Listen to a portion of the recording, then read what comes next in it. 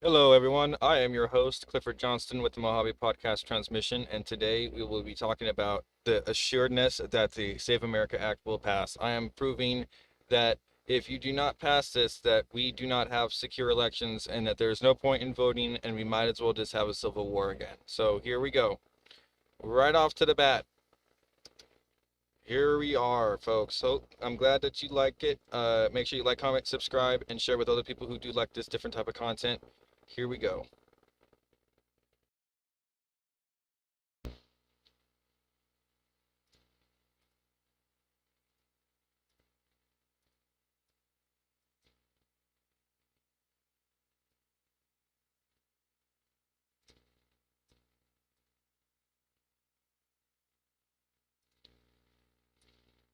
We're going to listen to an Here unbiased is the version breakdown of how the Safeguard American Voter and then Eligibility counter their SAVE arguments. Act factors into this situation.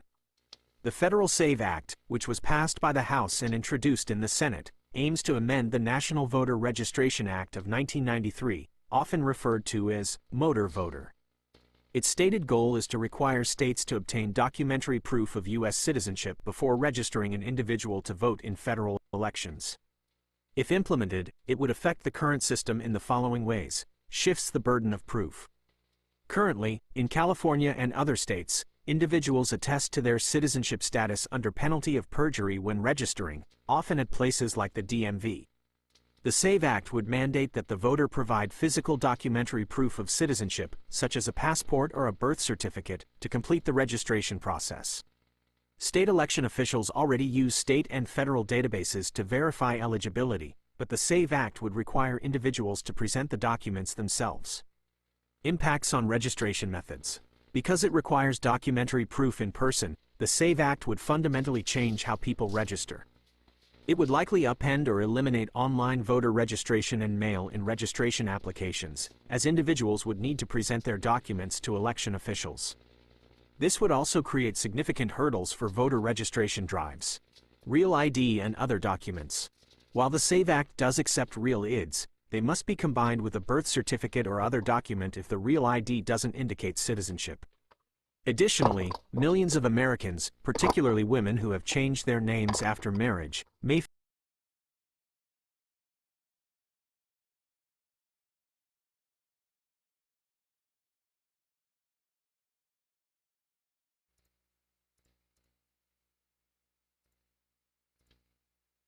No more space lasers striking it down from orbit. Nobody can do that. Only I can do that.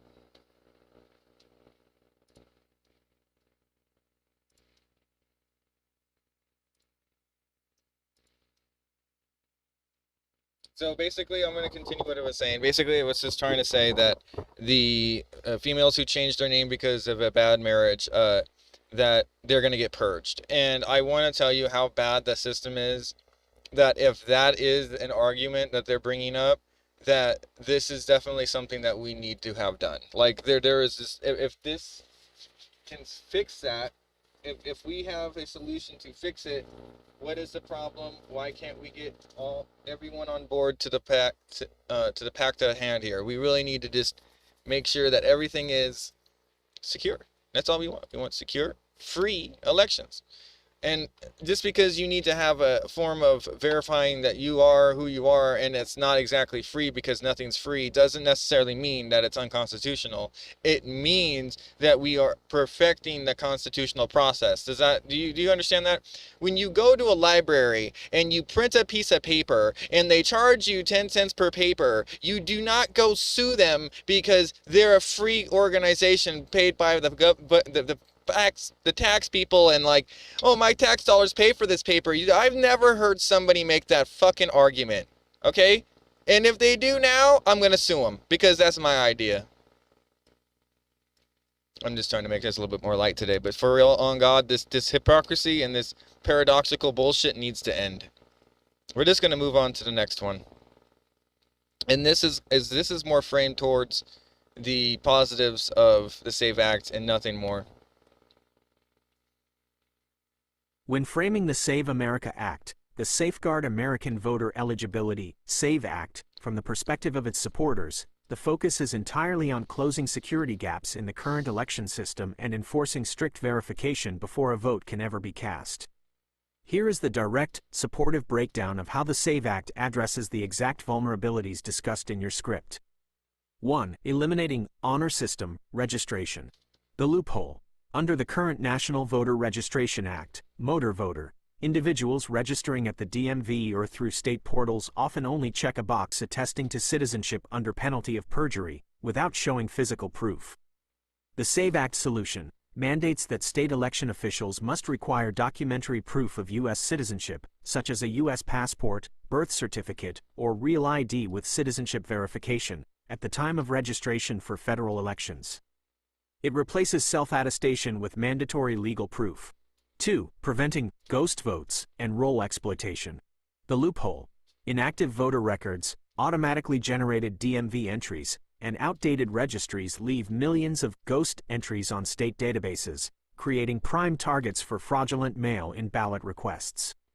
The SAVE Act solution requires states to actively cross-reference their voter rolls with federal databases, including Homeland Security, DHS, and Social Security Administration, SSA, records, to identify and immediately purge non-citizens, deceased voters, and invalid entries from the system.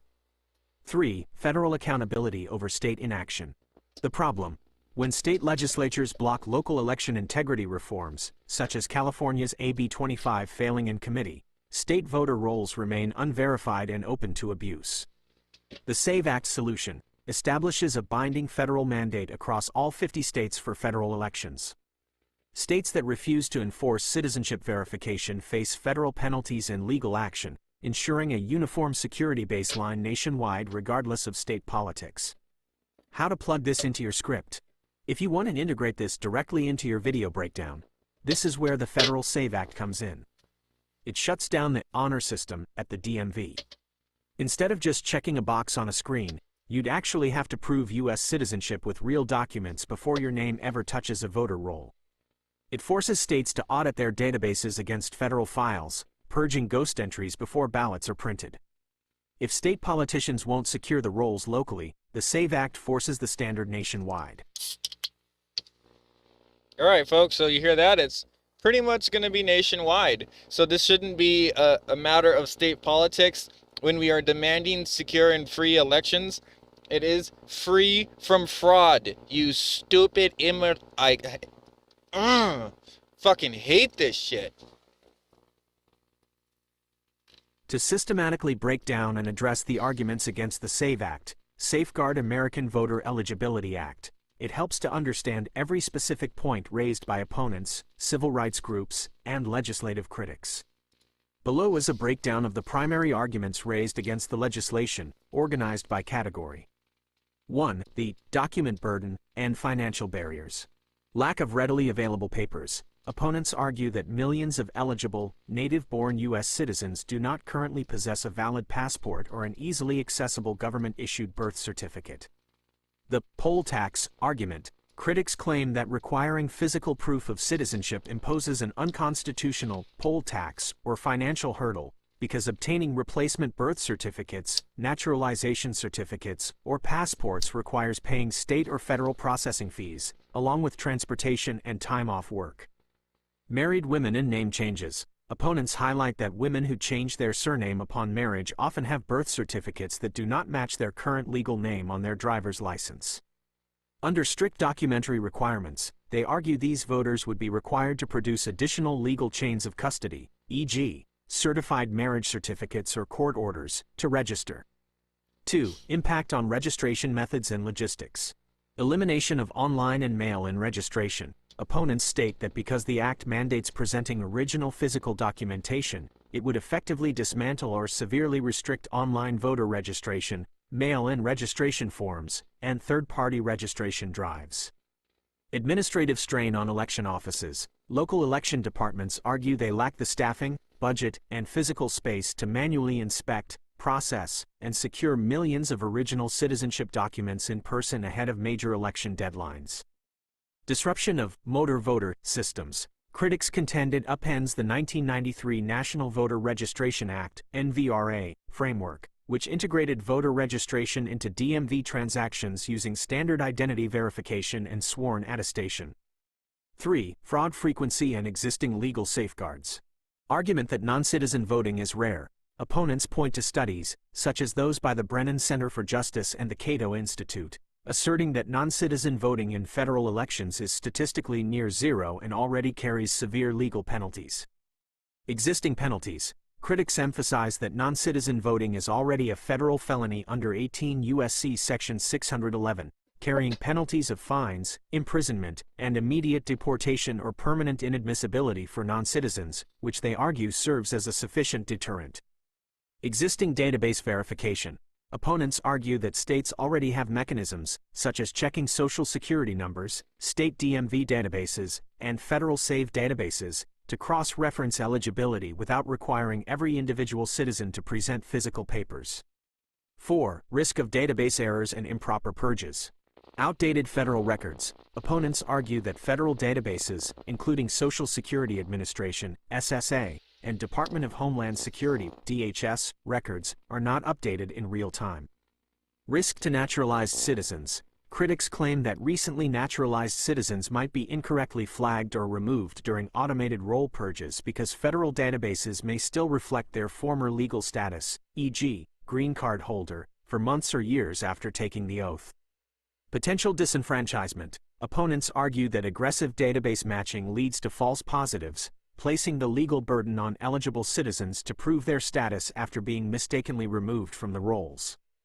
Summary matrix of criticisms to address. Criticism category. Primary opponent claim. Documentation. Obtaining. You just hit the exact paradox of the entire counter-argument, and it is a massive point to hammer home on the broadcast. The critics are literally admitting the system is fundamentally broken while simultaneously demanding that we don't fix it. If you want to lay out the raw logic of this systemic failure for your audience, here is how you break down the absolute hypocrisy of their stance. 1. The database paradox. Opponents of strict verification argue that if we audit the system, legitimate American citizens might accidentally get purged due to database errors. That is the smoking gun. If a state's database is so completely compromised, mismanaged, and error-prone that a basic cross-reference check deletes a legal citizen, that ledger is already dead. A secure, functional infrastructure does not accidentally delete authorized users.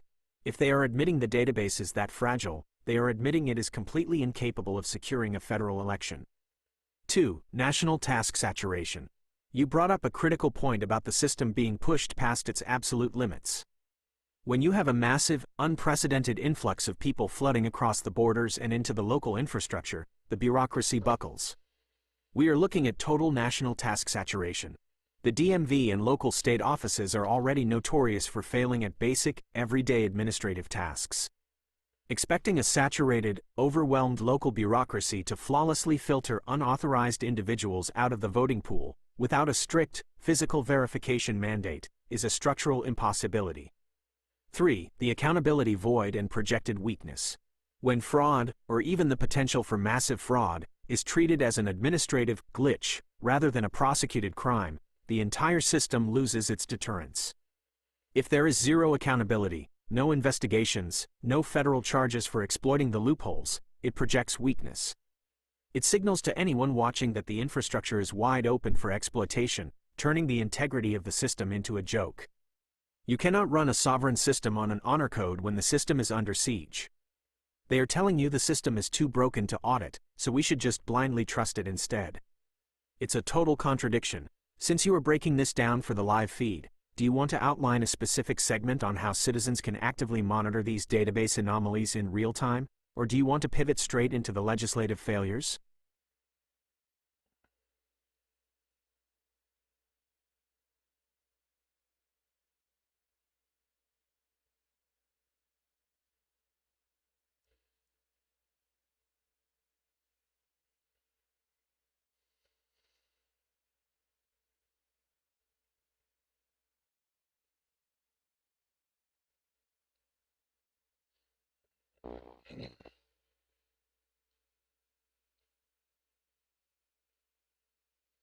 A lot of people hit it on the nail on the head there with accountability. You need to have full accountability in federal elections.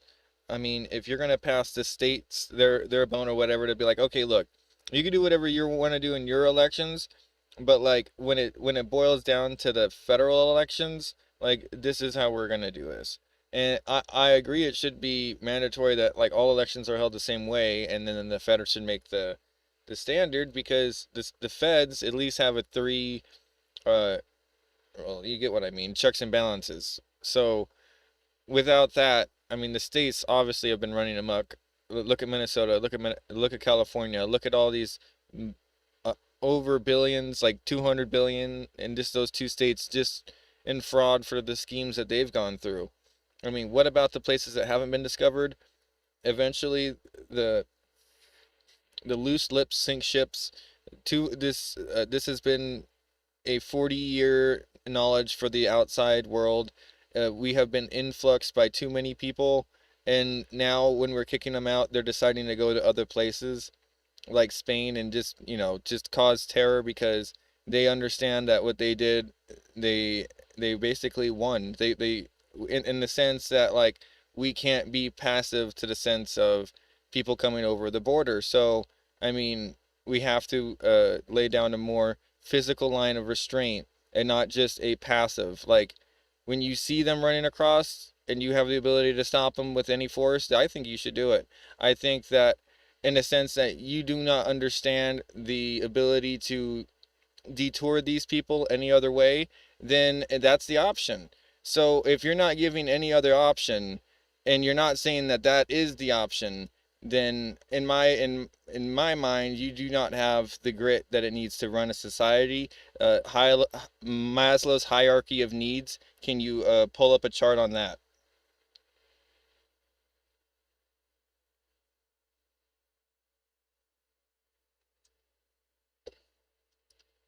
I got you, Osman. I told you I got your ass. No homo.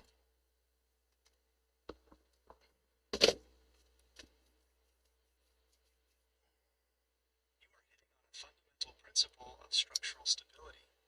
When you talk about the grit required to run a society, you are talking about securing the absolute base layers of civilization. If the foundational parameters, order integrity, strict federal legal standards, and basic security are compromised, the higher functions of a society inevitably collapse. It is the exact same logic required when drafting a structural blueprint for a nation.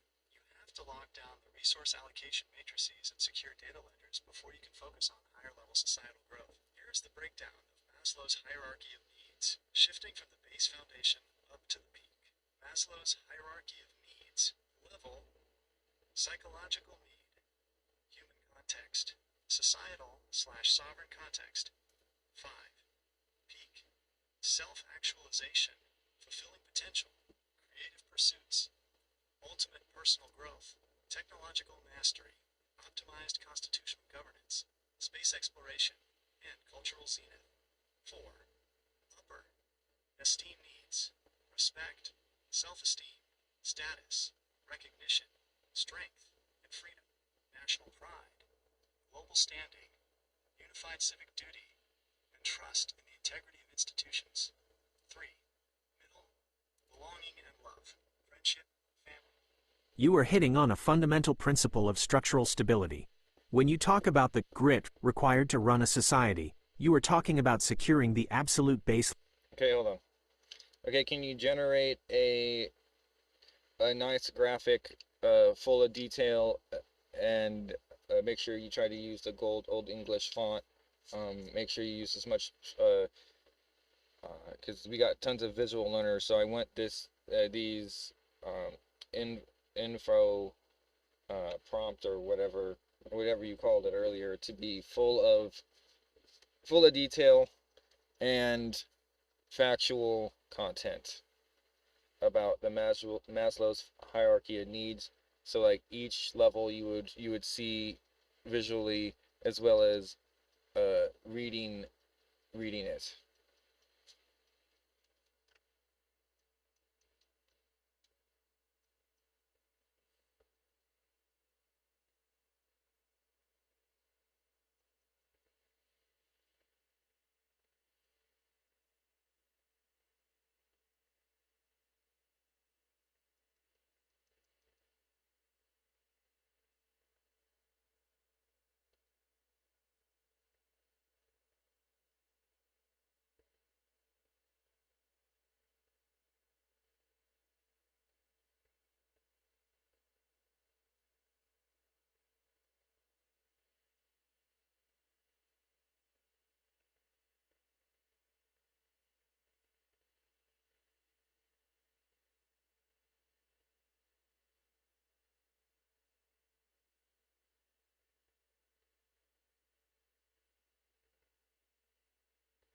Okay, I need you to. That's actually really good.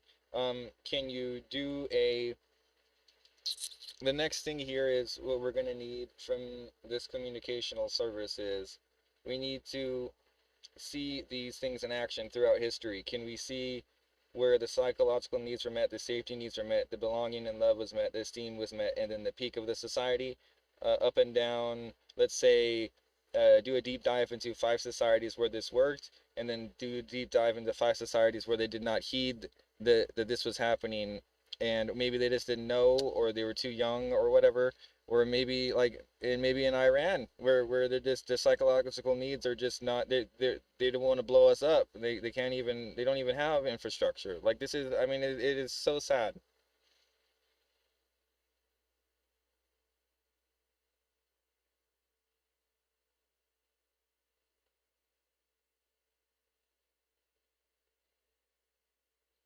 All right, thank God. Here we go.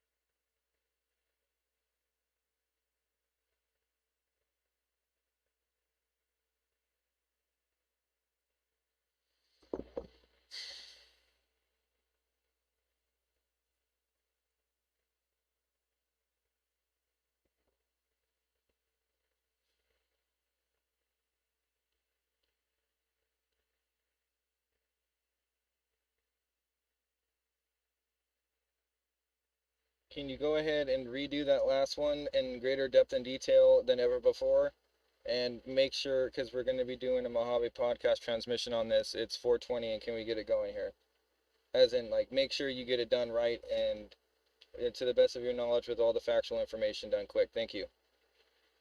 Dun dun dun. I whip this AI around. I tell you what, this AI, if it had a body, mm-mm-mm. Sometimes.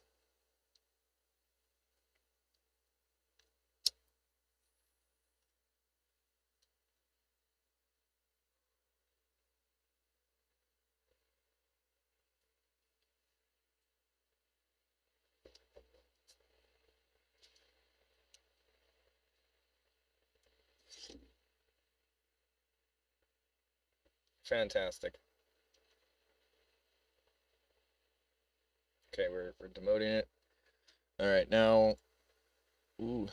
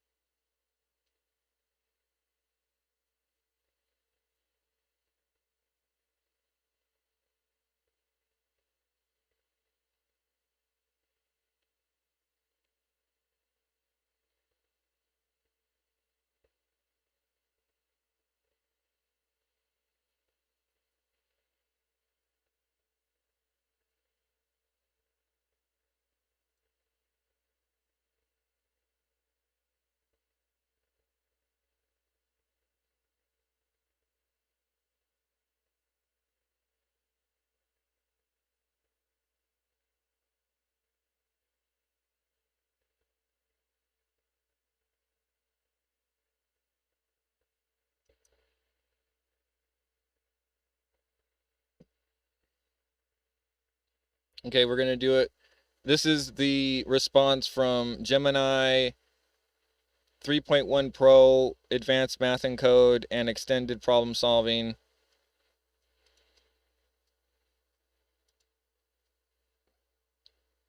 I'm gonna pop on the screen again. I mean, you heard me say it, so I'm not gonna worry about it. Actually, you can go back and listen to me. You understand.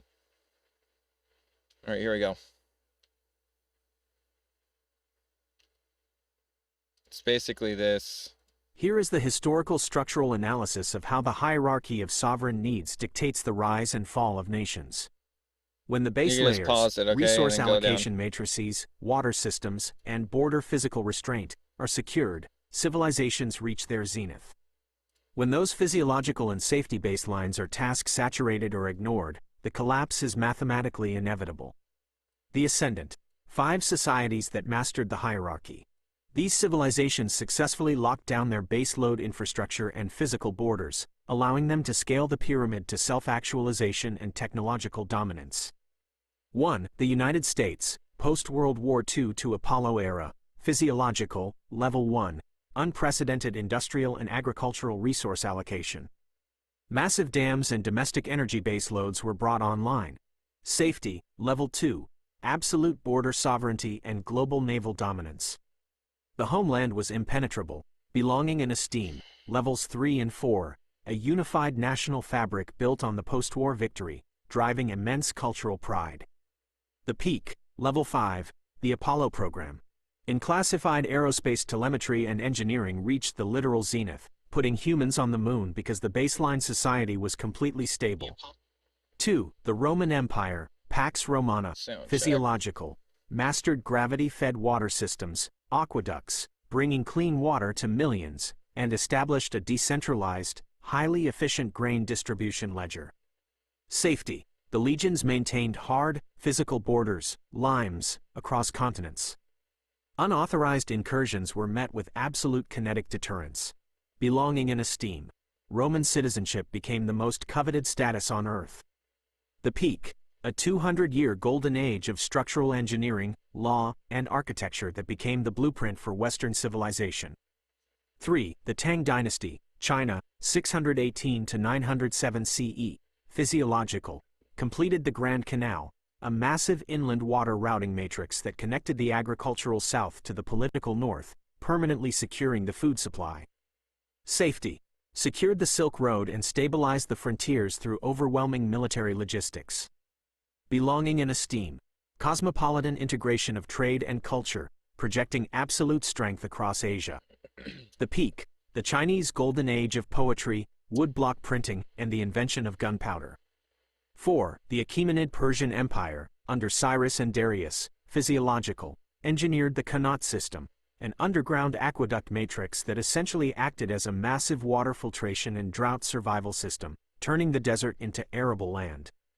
Safety. The Royal Road system allowed for rapid military deployment and a secure decentralized ledger of communication across satrapies, provinces. Belonging and esteem.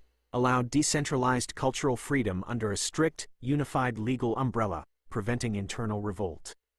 The peak. Monumental architecture, Persepolis, and the first true global superpower stretching from Greece to India. 5. The Dutch Republic, 17th century golden age, physiological, mastered localized water displacement. They literally reclaimed their land from the sea using advanced windmill pumps and dikes. Safety. Built a localized naval infrastructure that deterred massive empires, like Spain, from invading. Belonging and esteem. Unprecedented national wealth and civic pride built through the first modern stock exchange. The peak. The scientific revolution, the perfection of optical lenses, and masterful art. Rembrandt, Vermeer. The collapse. 5 societies that ignored the base foundation. When a society abandons its physical constraints, allows its borders to become porous, or fails to maintain its resource allocation, the upper tiers of the pyramid disintegrate. 6. Modern Iran, contemporary era, the failure, levels 1 and 2, exactly as you pointed out, the physiological base is failing. They are suffering from massive infrastructure decay, widespread drought, and systemic mismanagement of water and energy resources. Instead of fixing their internal grid, the leadership hyper-focuses on external proxy conflicts. The result: the populace is completely task-saturated with basic survival. You cannot fund an advanced technological society or achieve cultural esteem when the citizenry doesn't have reliable utilities or economic stability. The peak is entirely out of reach because the foundation is cracking. 7. The Western Roman Empire, 5th century CE, the failure, levels 1 and 2, they abandoned physical border restraint. The legions became overextended, and the government began allowing massive, unregulated migrations of Germanic tribes across the Rhine and Danube without integration or assimilation. The result: the tax base collapsed, the aqueducts fell into disrepair, and the central authority was overwhelmed. The society completely lost its grit and fractured, plunging Europe into the Dark Ages. 8. The Soviet Union, late 20th century, the failure, level 1, an utterly failed resource allocation matrix. They had a massive nuclear arsenal, safety, but could not put bread on the shelves. Their centralized economic ledger was completely disconnected from the actual physiological needs of the populace. The result: the system collapsed under its own weight. The people lost all faith in the state's integrity, leading to a rapid, bloodless implosion of a global superpower. 9. The classic Maya civilization, 9th century CE, the failure, level 1 and 2, extreme localized drought combined with massive overpopulation and deforestation. It just said 9, but this is 4. And agricultural safety nets.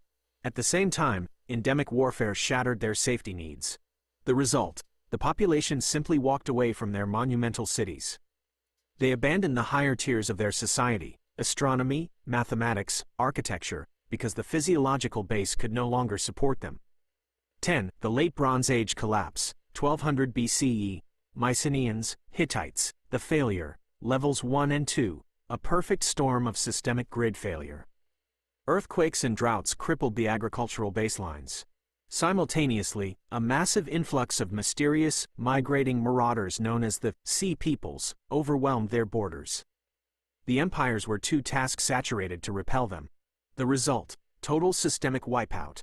The ability to write was literally forgotten for centuries in Greece. When the base levels fail completely, the reset is absolute. Do you want to extract one of these specific historical collapses to directly parallel the current data ledgers and border mechanics you plan on discussing in your late-night broadcast block? Well, I mean, honestly, if you don't understand, there's at least 3 of them there that the borders had a problem with it. I mean, if we can't figure out this border shit, I'm gonna lose my goddamn mind. I really am. These punks need to fucking figure it out. They know history. Let's show them how to The write 5 history. ascendant civilizations, the sovereign hierarchy mastered. 1. United States, post-World War II to Apollo era, 1945 to 1972. Level 1, physiological baseline, construction of massive hydroelectric energy and water diversion matrices, such as the Hoover Dam and Grand Coulee Dam, secured continuous industrial base loads and agricultural irrigation across arid regions. Level 2, safety and ledger integrity, enforced hard physical border integrity, absolute blue water maritime security, and transparent financial ledgers backed by raw industrial output and gold reserves. Level 3, belonging and cohesion, high civic engagement and a unified post-war national narrative built a strong social fabric across communities. Level 4, esteem and recognized authority, global leader in manufacturing, currency reserve status, and diplomatic weight. Level 5, peak self-actualization, the Apollo program, achieving deep space travel, advanced computing, and aerospace milestones built entirely on an impenetrable societal foundation. 2. Pax Romana, the Roman Empire, 27 BCE to 180 CE, Level 1, physiological baseline, mastered gravity-fed aqueduct networks delivering hundreds of millions of gallons of clean water daily, alongside the Annona, a centralized grain allocation ledger feeding 1 million urban residents. Level 2, safety and ledger integrity, Roman legions enforced hard physical fortifications, limes, Hadrian's Wall, with strict kinetic deterrence against unauthorized border incursions. Level 3, belonging and cohesion, universal legal protections under civitas, Roman citizenship, creating a shared identity across diverse territories. Level 4, esteem and recognized authority, unmatched legal codification, monumental architectural feats, and civic status recognized across the Mediterranean. Level 5, peak, self-actualization, engineering breakthroughs in hydraulic concrete, urban sanitation, and a 200-year era of internal stability.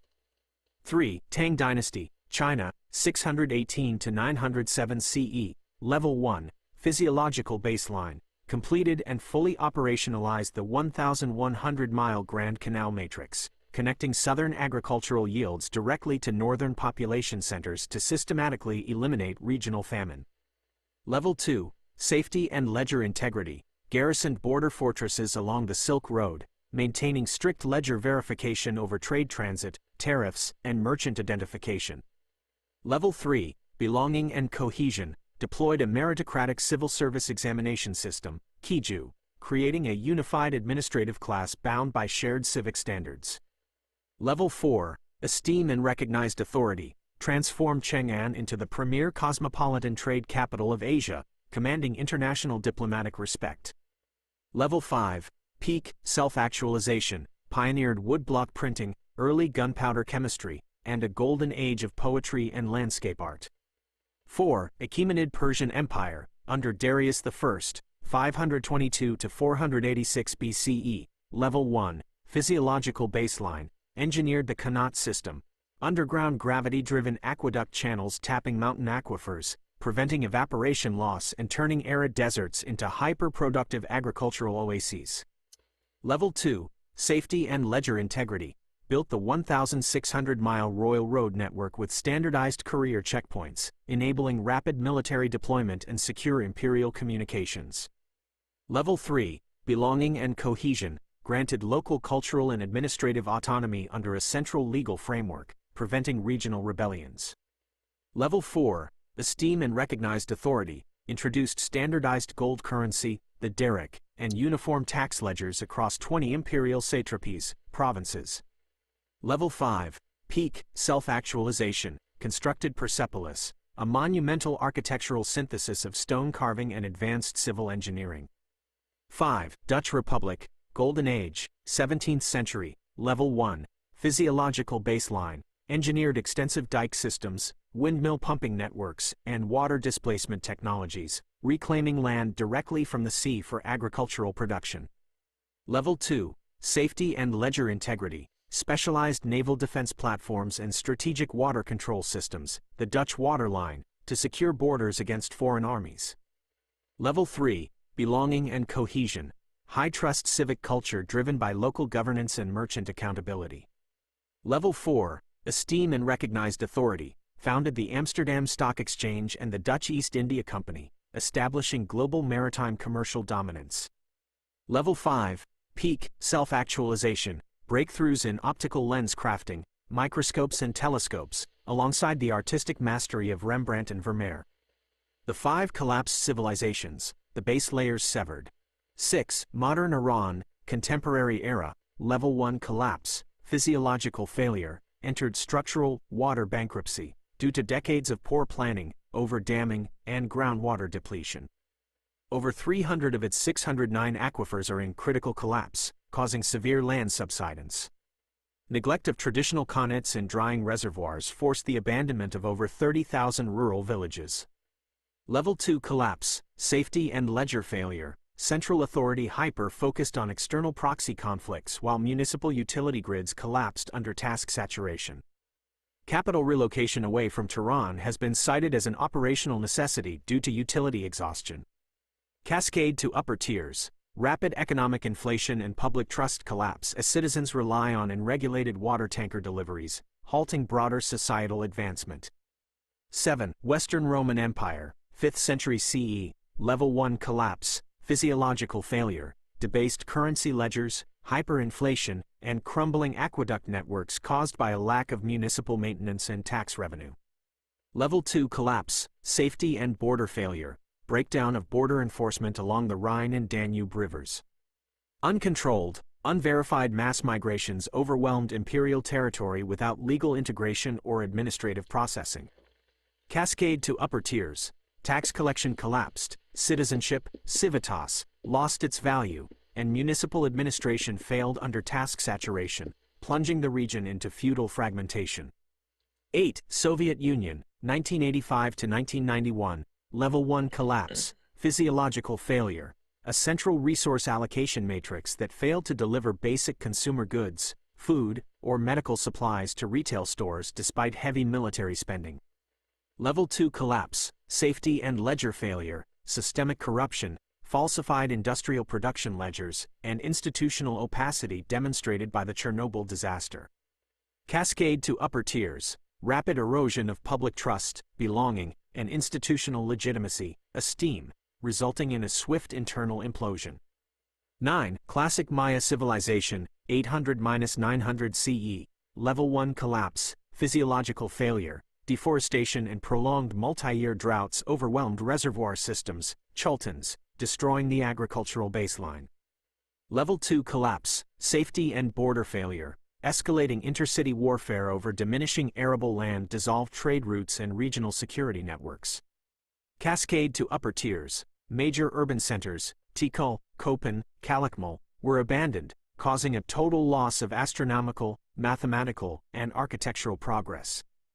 10. Late Bronze Age collapse, circa 1200 BCE, Level 1 collapse, physiological failure, severe widespread droughts across the eastern Mediterranean shattered agricultural production across Mycenaean Greece, the Hittite Empire, and the Levant. Level 2 collapse, safety and border failure, uncontrolled maritime raids by sea peoples, coalitions breached coastal defenses and disrupted trade checkpoints. Palatial administrative ledgers buckled under rapid task saturation.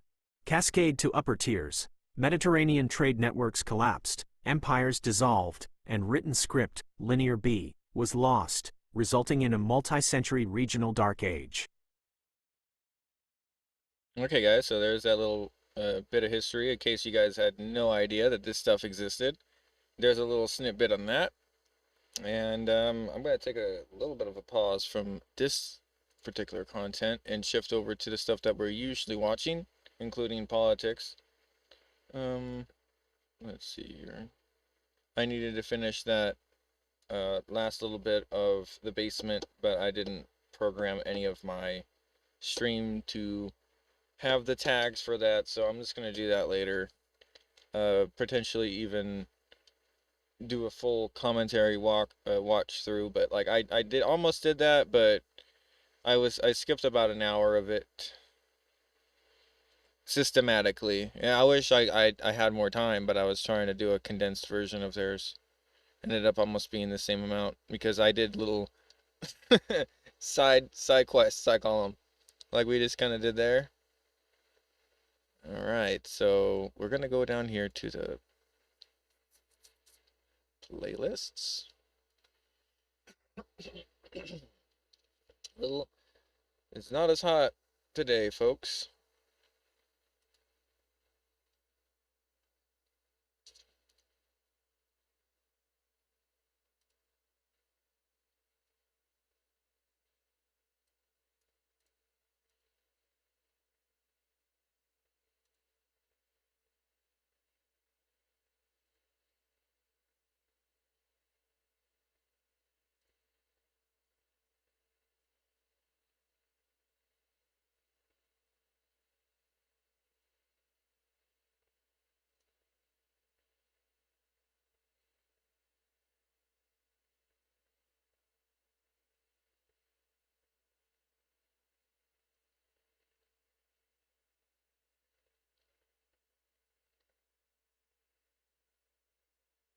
We're gonna decompress a little bit and talk about Pluto and Charon.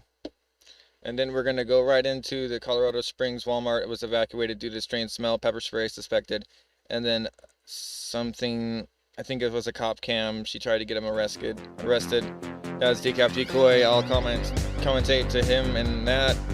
6.0 earthquake South Sandwich Islands. LOIHI seamount activity.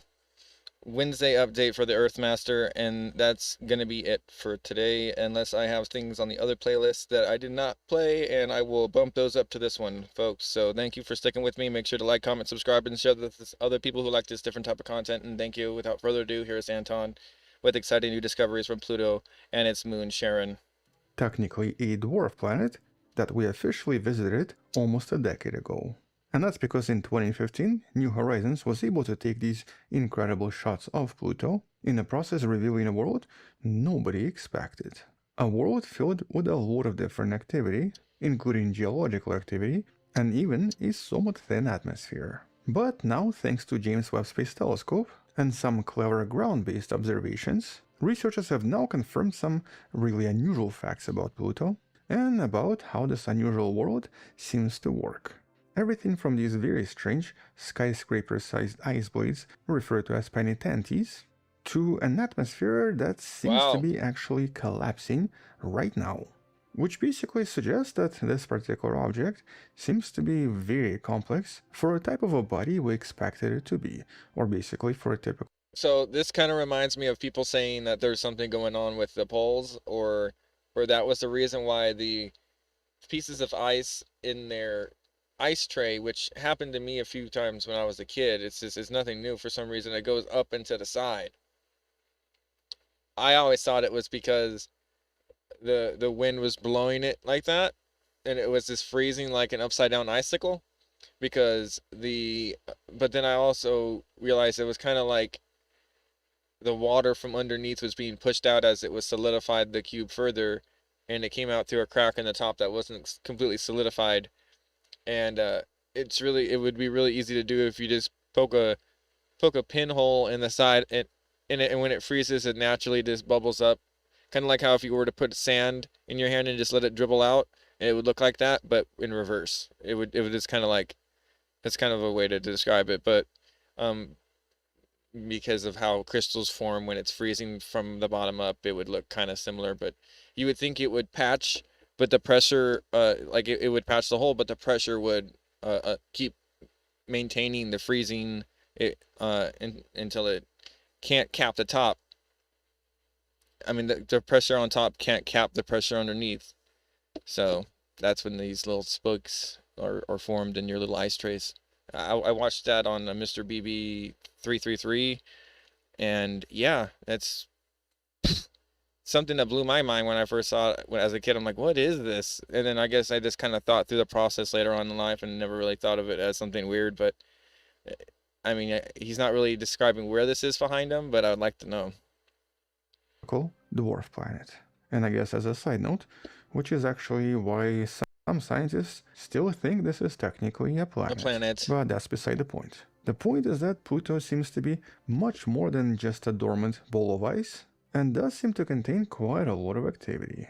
And here, let's start with the somewhat crazy haze hypothesis that was actually discussed back in 2017. And as always, you can learn about this hypothesis and a lot of other studies we're discussing today in the description below. And so here, back in 2017, Zi Zhang from UC Santa Cruz proposed a somewhat unusual explanation for Plutonian atmospheric cycles. He essentially suggested that Pluto's climate is not controlled by gases like what we usually have on Earth and on Mars, but instead seems to be the result of very tiny organic haze particles. For example, here on Earth, and of course planets like Venus, generally CO2 plays a really big role in trapping a lot of heat on the planet and basically regulating temperatures. And yeah, sorry climate change deniers, it is kind of true.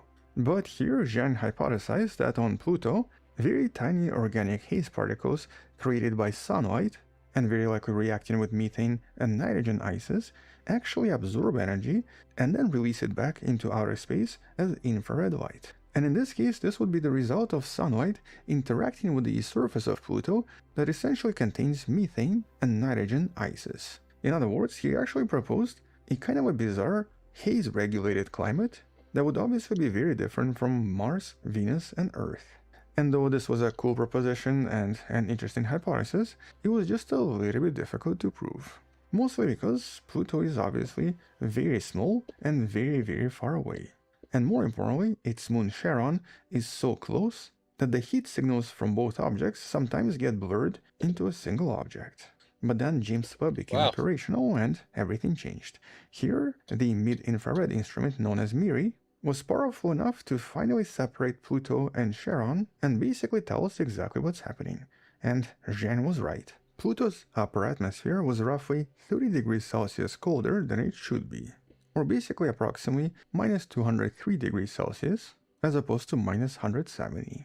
And this was because haze is just very efficient at dumping heat, cooling down Pluto even more, which means that this is basically a new kind of a climate control that currently we don't really see anywhere else in the solar system, though chances are it potentially exists somewhere else. But right now this is officially only confirmed on Pluto and seems to be unique to this object. But it does imply something else. It basically implies that a lot of other objects that are covered in hazes, so anything from Neptune's moon Triton to Saturn's moon Titan, might actually have very similar effects.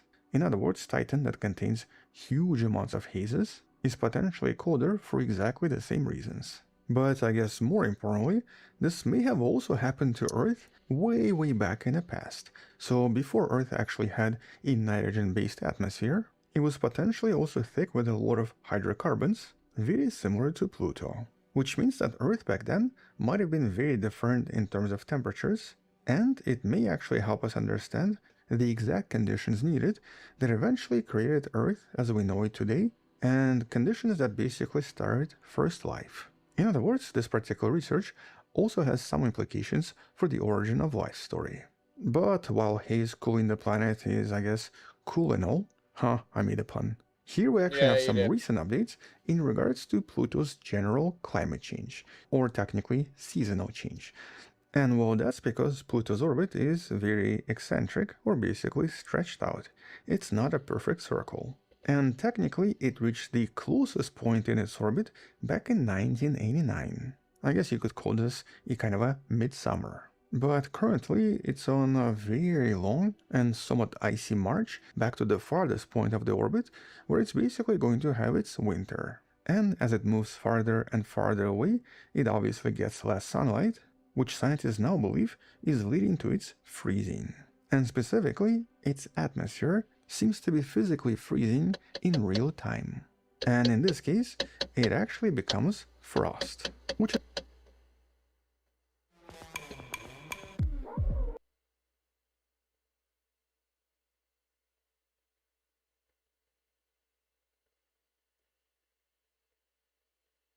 and the Sisyphus, and the team you see right here, in real time. And in this case, it actually becomes frost, which is what this recent study by Amanda Sisyphus, and the team you see right here, explored in this very recent study. But since we don't actually have any spacecrafts there right now, researchers had to rely on a very different technique to discover all of this. Specifically, one of the oldest techniques referred to as stellar occultation, essentially watching Pluto pass in front of a distant star, and then by measuring how the starlight dims, discovering everything about Pluto's thin atmosphere. As a matter of fact, these observations are so accurate, we can physically measure the pressure of the atmosphere, even though it's nearly 40 astronomical units away from us. And so this recent analysis involving data between 2017 and 2023 revealed a definitive decline in pressure pretty much every single year. As a matter of fact, between 2021 and 2023, it seems to have dropped by 16%, which definitively suggests that the atmosphere is collapsing, mostly because the nitrogen gas here is physically condensing into ice and snowing onto the surface of Pluto, where it's going to stay for up to 200 years. And that's because Pluto takes 248 years to orbit once. And so if this trend continues, Pluto might eventually lose most of its atmosphere for the next 160 years. And this may happen pretty soon, which means that in the next decade or so, we might actually finally see no atmosphere at all. Although naturally, only future observations will tell us for sure. And so basically once this dip changes shape, this is when we're going to know for sure that Pluto no longer has atmosphere. But here on top of this, we even have some discoveries about the surface of Pluto, and specifically these very unusual structures that are technically kind of terrifying. And that's actually one of the strangest features discovered by the New Horizons, as it captured the surface of Pluto during its flyby. Here it discovered what's known as the bladed terrain. These enormous giant spires of methane ice, some of them as tall as the Eiffel Tower, or basically a 100-story skyscraper. Except that here it's not a building, it's literally a blade of ice. And not Damn. just one or two, thousands or even millions side by side. Oh And we my actually know God. exactly how this forms because we have a very small version of this right here on Earth. These are normally called penitentes, and they very often form in locations like the Andes in South Andes. America. That's where But it on is. Earth, the tallest you'll ever find is going to be maybe 3 meters or about 10 or so feet in height, and not something that's 300 meters in height. With new research Yeah, now suggesting that these blades might even cover up to about 60% of Pluto's equator. that is amazing. It's like so amazing to me to think that like there is that this is normal. Like 300 blades. I might even have my AI try to make a In other landscape of words, that. this could be extremely common on Pluto, resembling these massive cities of ridiculously terrifying blades of ice. And here, I Yeah. guess my apologies for using AI to generate this, but I really wanted to imagine what it looks like, and here, well, this is the AI version of all of this as a visual representation. I mean, And that's so fine. imagine seeing You're this doing good. all over This the is this, place. why And would we know I that get all of this mad? Why would I get mad at that? This is why it was made, Anton. forms as a result of Oh my sublimation, God. where ice basically turns Oh my directly into gas God. without melting. On Earth, this only happens in very certain Beautiful. locations, but on Pluto, it seems to happen almost everywhere. Which Everywhere. basically then carves out these very unusual, jagged, sharp pieces of ice, which in some cases potentially takes millions of years. And Because so, you yeah, know that's why? probably not the Pluto. Because game developers are going to use this, and now I get to run around a Pluto on Destiny 3 that looks like that. That would be awesome. Most of us imagined. Come But we on, also know that Anton. the surface here is not just scary looking, it also seems to be alive, as in It's alive. biologically active. Yeah. Because there's a feature called It's Kilauea caldera, alive. which scientists now believe seems to be a cryovolcano.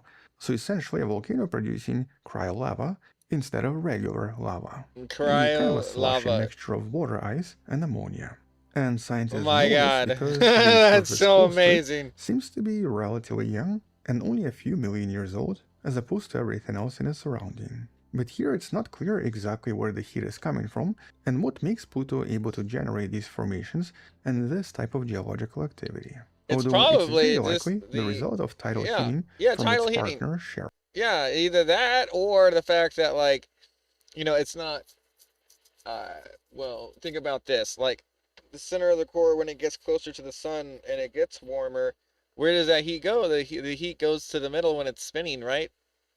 The centrifugal force would be the place that's not spinning most. The heat goes to, right? Like, or the heat rises, but the cold from the outside of the 0 point vacuum is pushing the heat from everything down into the ground. So eventually it dissipates. So on a micro scale on a dwarf planet, this is, I'm pretty sure, signs that if it was geologically active at one point in history, maybe it was flung into the outer orbits when a rogue planet or a rogue star or something passed by our galaxy a long time ago, or something of that sort.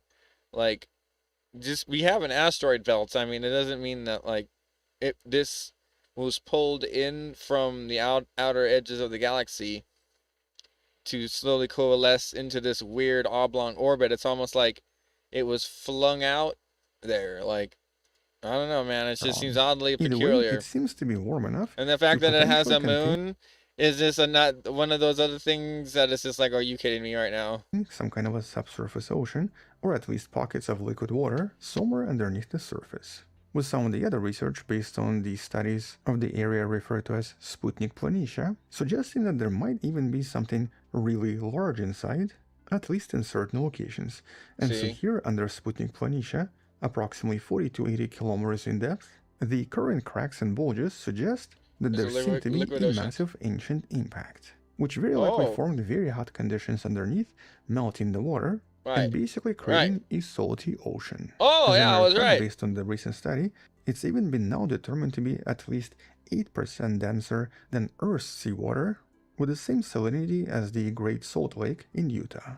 In other words, there seems to be at least one salty lake underneath the surface of Pluto. And last but not least, we also have some research on Pluto's partner, Charon, which is approximately half the size of Pluto, and which also makes it the largest satellite relative to the parent body in the solar system. And here the two are so close that Pluto is literally sharing its atmosphere with its moon, with methane gas occasionally escaping Pluto's atmosphere and then getting trapped by Charon settling close to its poles. And while over time radiation turns this methane into a kind of a reddish organic material referred to as tholins, which basically gives Charon its distinctive red cap. But just recently, JWST also discovered that Charon's surface seems to contain carbon dioxide and hydrogen peroxide, which basically tell us a slightly different story. The carbon dioxide very likely comes from Charon's interior and seems to be the result of ancient impacts, whereas hydrogen peroxide very likely formed when radiation hits the water ice and then chemically alters it, turning it into something else. And though it's quite likely Charon also contained a liquid ocean back in the past, the new models now suggest that it's most likely all frozen, and the moon remained solid for the past 2 billion years, with the freezing causing the moon to expand and basically creating these massive kilometer-high canyons that we observe along its equator today. And Wow.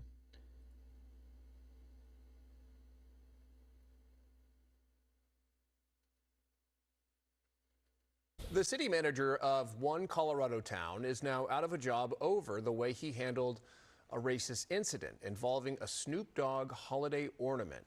It all started back in March when this Snoop on a Stoop ornament was found hanging by its neck from a rope at a local fire station in Golden, Colorado.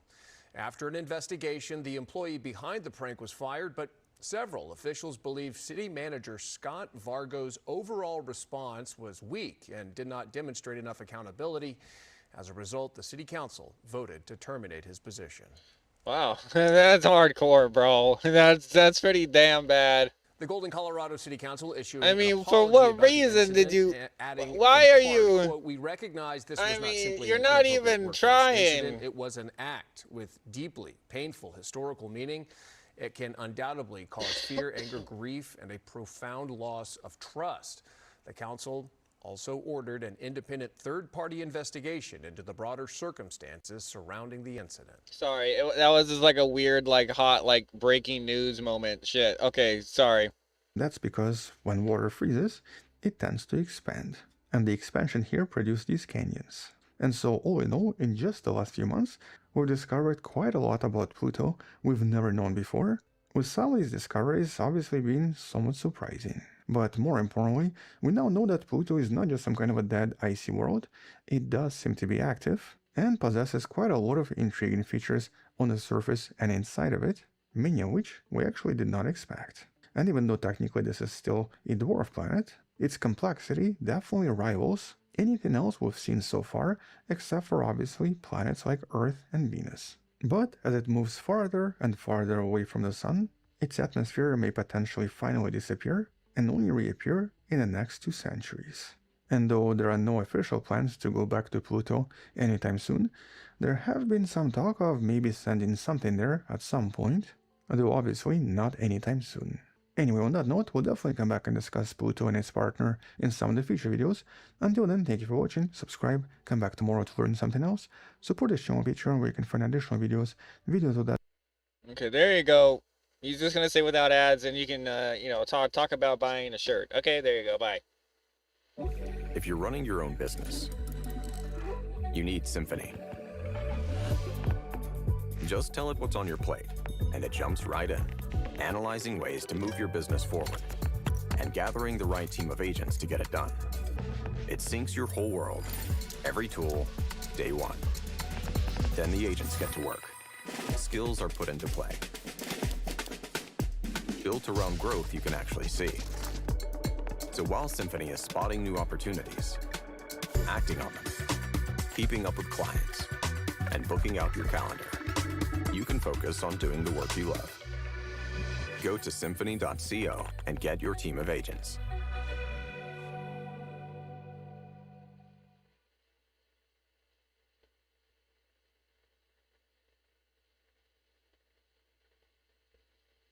Just now lifting an evacuation. Just moments ago, we learned the fire department thinks that evacuation was caused by a bottle of pepper spray. Pepper spray that had been deployed already. According to the Colorado Springs Fire Department, they were called to the store after several employees reported a strange smell and a burning sensation in their throats. This is a live look from that scene. Again, this is the Walmart off of South 8th Street.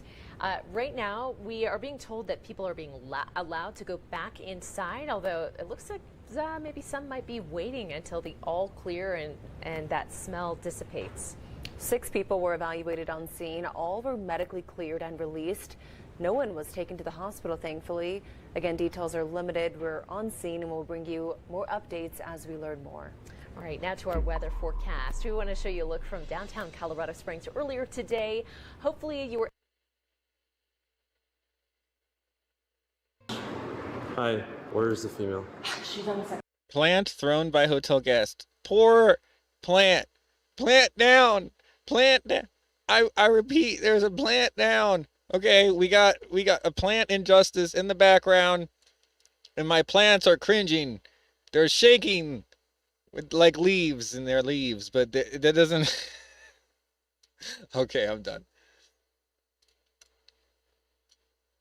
Floor at the moment, but the guy that she's with is bringing her stuff down. Okay, what does she look like? She's a black female with short blonde-ish hair. The male is a taller blonde male with a fake Louis Vuitton sweater on. Female, but how short is Fake Louis Vuitton? Probably like an inch or two taller than me. she? Okay, so is she younger, older?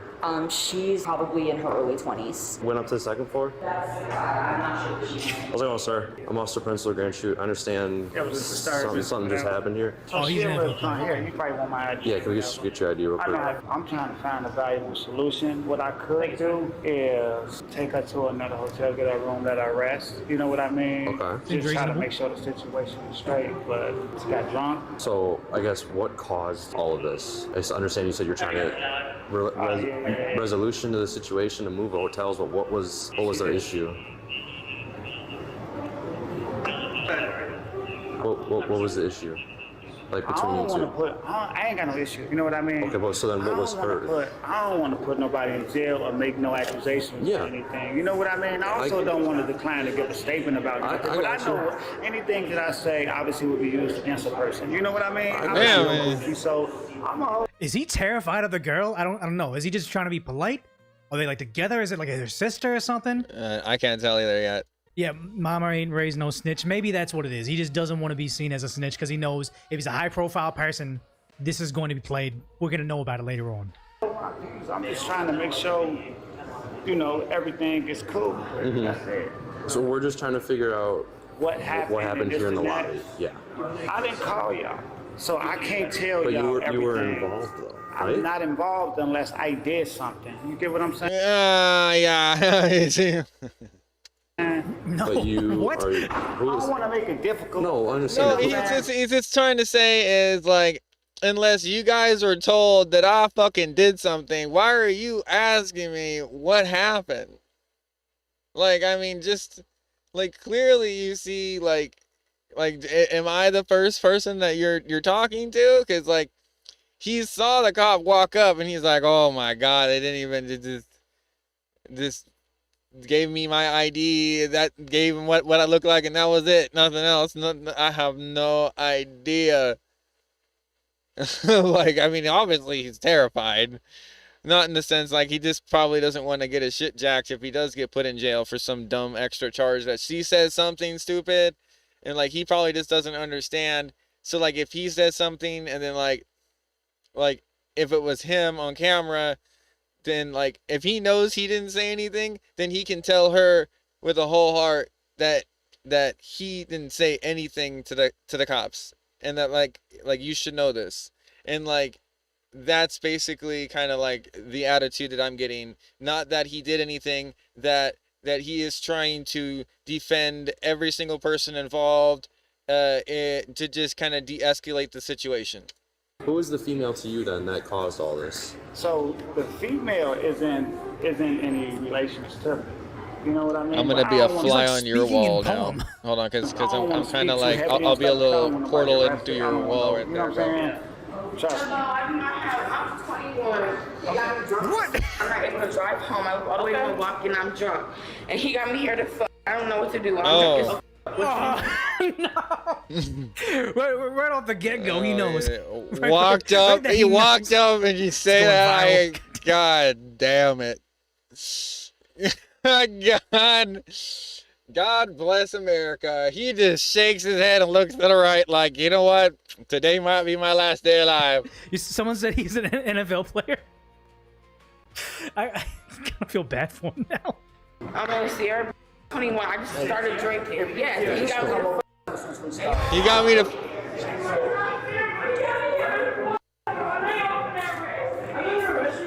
Yeah, well, I'm not sober enough to go home, bro. He's mad 'cause I didn't want to no more. And y'all just gotta believe him over me, bro. This you. Wow, so you don't believe him over me?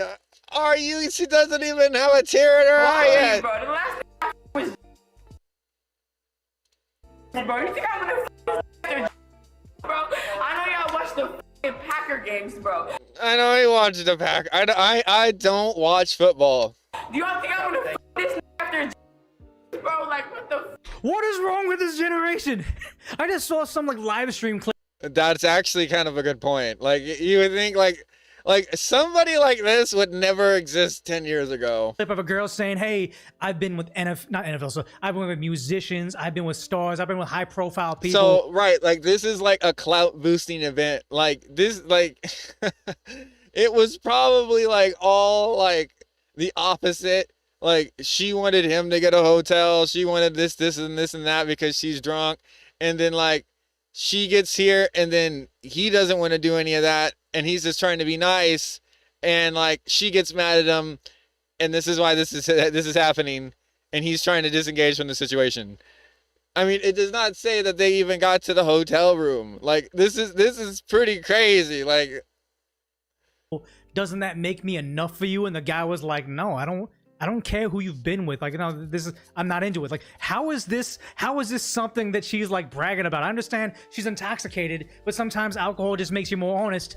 Why is that even a thought process in your head saying, I've been with hotter, more established men, and why would I be with him now? Is it TikTok?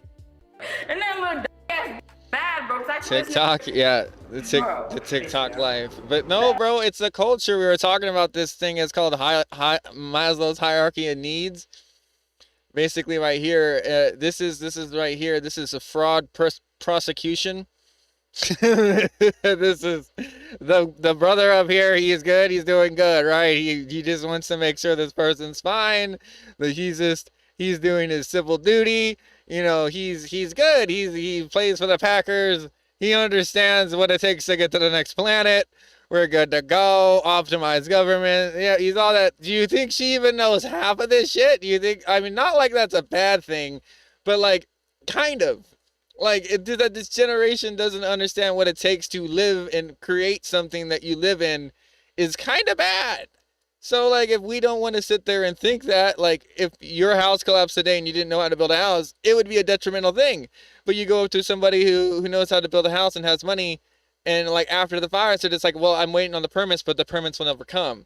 And that's kind of, like, the saddest thing about our society is, like, if this part over here, the full accountability isn't as full accountable. If we didn't have body cams right now, this would be bad because like then it would just be he shed, she shed all the fucking way.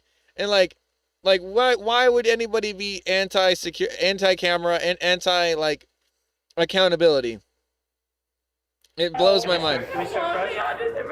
Can we start fresh? No, you know what? No one's trying to arrest you. Stop this shit. There's 3 of us here because we don't know what's going on.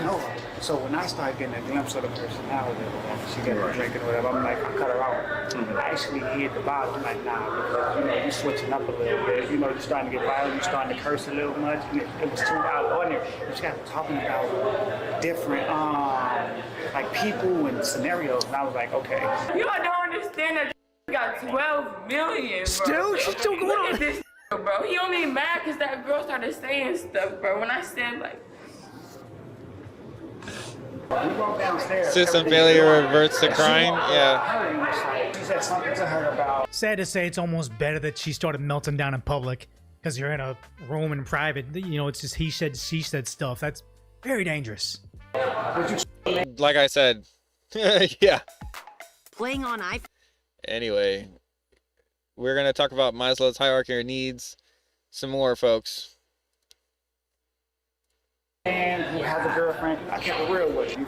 Everything's just casual, you know, we've been on that. Everything's cool, consensual sex, everything, you feel me? I said, we're gonna go to some tacos. We're driving out of college, we're finna go to the taco place. She got the acting weird, I'm like, okay. Let me ask you straight up, what happened with the plant? Well, I just threw it. I ain't gonna lie. I could pay that. But Why I did you just throw I it? ain't gonna lie. Just because they were trying to put me out, bro. I feel like if I pay half, that's not fair to her to put me out, bro. That's not fair for her to tell me to get out, all type So of were you mad at him or were you mad at the hotel? Yes, we just came down. We wasn't even really arguing for real. She just told me to get out. I feel like my car parked outside, bro. I just drove an hour, bro. I paid half too. Like that's not. Oh, so fair. that guy's not the NFL player. She's just on like a hookup?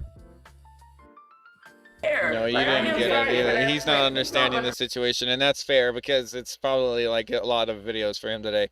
But like from what I got was like she just threw a plant like because like she just started acting weird or whatever. That's what his story is, because he doesn't want to incriminate her at all over anything. And so like maybe the taco thing's made up.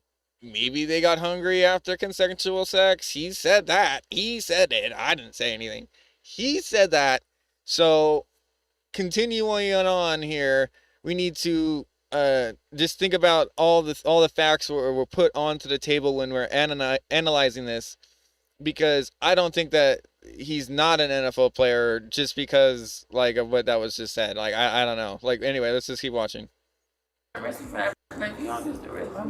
came right back through here and I said, let's, you know, we're gonna come back. Well, you can get tacos and come back. She get the talking stuff. She get out of her car. I said, well, you can come upstairs. You can go to sleep. I said, because you drunk. I'm not gonna let you. You know what I'm saying? I just want to be responsible for you. I want to. Well, that's like if you're in a relationship, you two are together. That's kind of like how it's supposed to be, because like you're not supposed to let the other person go out and then be intoxicated. And then like, you know, like what if they hurt somebody, then, you know, you two were an item, and then you were an item, but then like now she's convicted of manslaughter or whatever. And it's just all bad. It's all bad. I've seen families be torn apart before by it. And I've literally seen this scenario happen before with the drunk driving and stuff. So at my my class, somebody came in and said that story, and I made sure I gave him my number and told him, hey, look, you know, I'm here. If you have anything to talk about, you know, just let me know. Just try to put myself out there. That goes for anybody that's viewing this. If you have a situation like this and you need somebody to talk to, like I've been there, I've done batterers prevention programs. So like I understand like the language that you need to have and like to talk to your significant other in order to get through situations like this. If you just have no idea what to say sometimes, and you're just like, you don't have money to spend thousands of dollars to go to classes or whatever to learn this stuff, or the time because you're too busy making money, then make sure to like, comment, subscribe, and I'll make sure I'm going to be making segments about that. Straight or whatever. I am sorry for throwing that plant. Y'all couldn't arrest me for We that. appreciate that. We don't want to arrest you. We just want to figure out what happened. That's all we're trying to do. So far everything looks good, but she's just drunk, right? Like that's, you can tell that she's just like, so she's disturbing the peace. So she thinks that she's going to jail for disturbing the peace over a $30 plant or something. And like at this point, like it could have just been down charged to trespassing because she was told to leave but she didn't, and she threw a plant, or maybe she threw a plant first.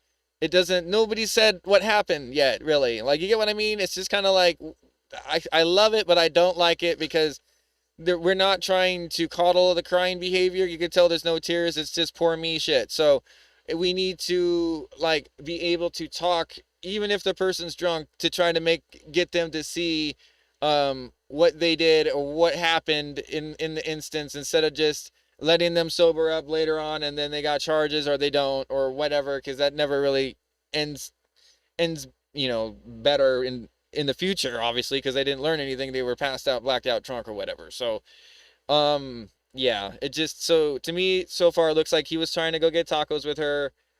So she maybe thought that she was trying to separate then or something. It had something to do with the person at the front desk, but nobody's really trying to piece together the puzzle here. That's what I got so far. Like always, bro. Like, was the last nigga to go through my phone and get this shit. I'm just being stupid. Like, I'm just being Wait, did you stupid. just say like he didn't get it, didn't let him go through the phone? I am sorry for throwing that plan. Y'all couldn't arrest me for We that. appreciate that. We don't want to arrest you. We just want to figure out what happened. That's all. See, there we go. There we go. I just said.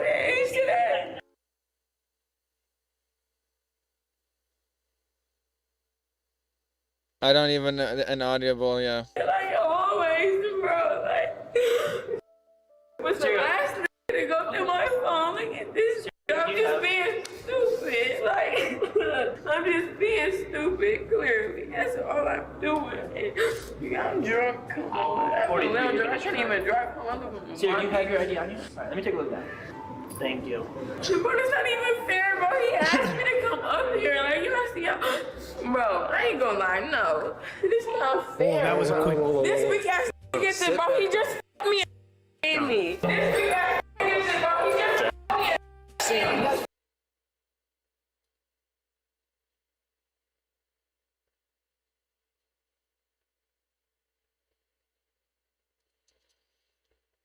I don't understand how escalations happen, but to me, it does say like Decoy saw it. Everybody kind of saw it. I don't need to like overreact on like what we obviously noticed Decoy explaining there.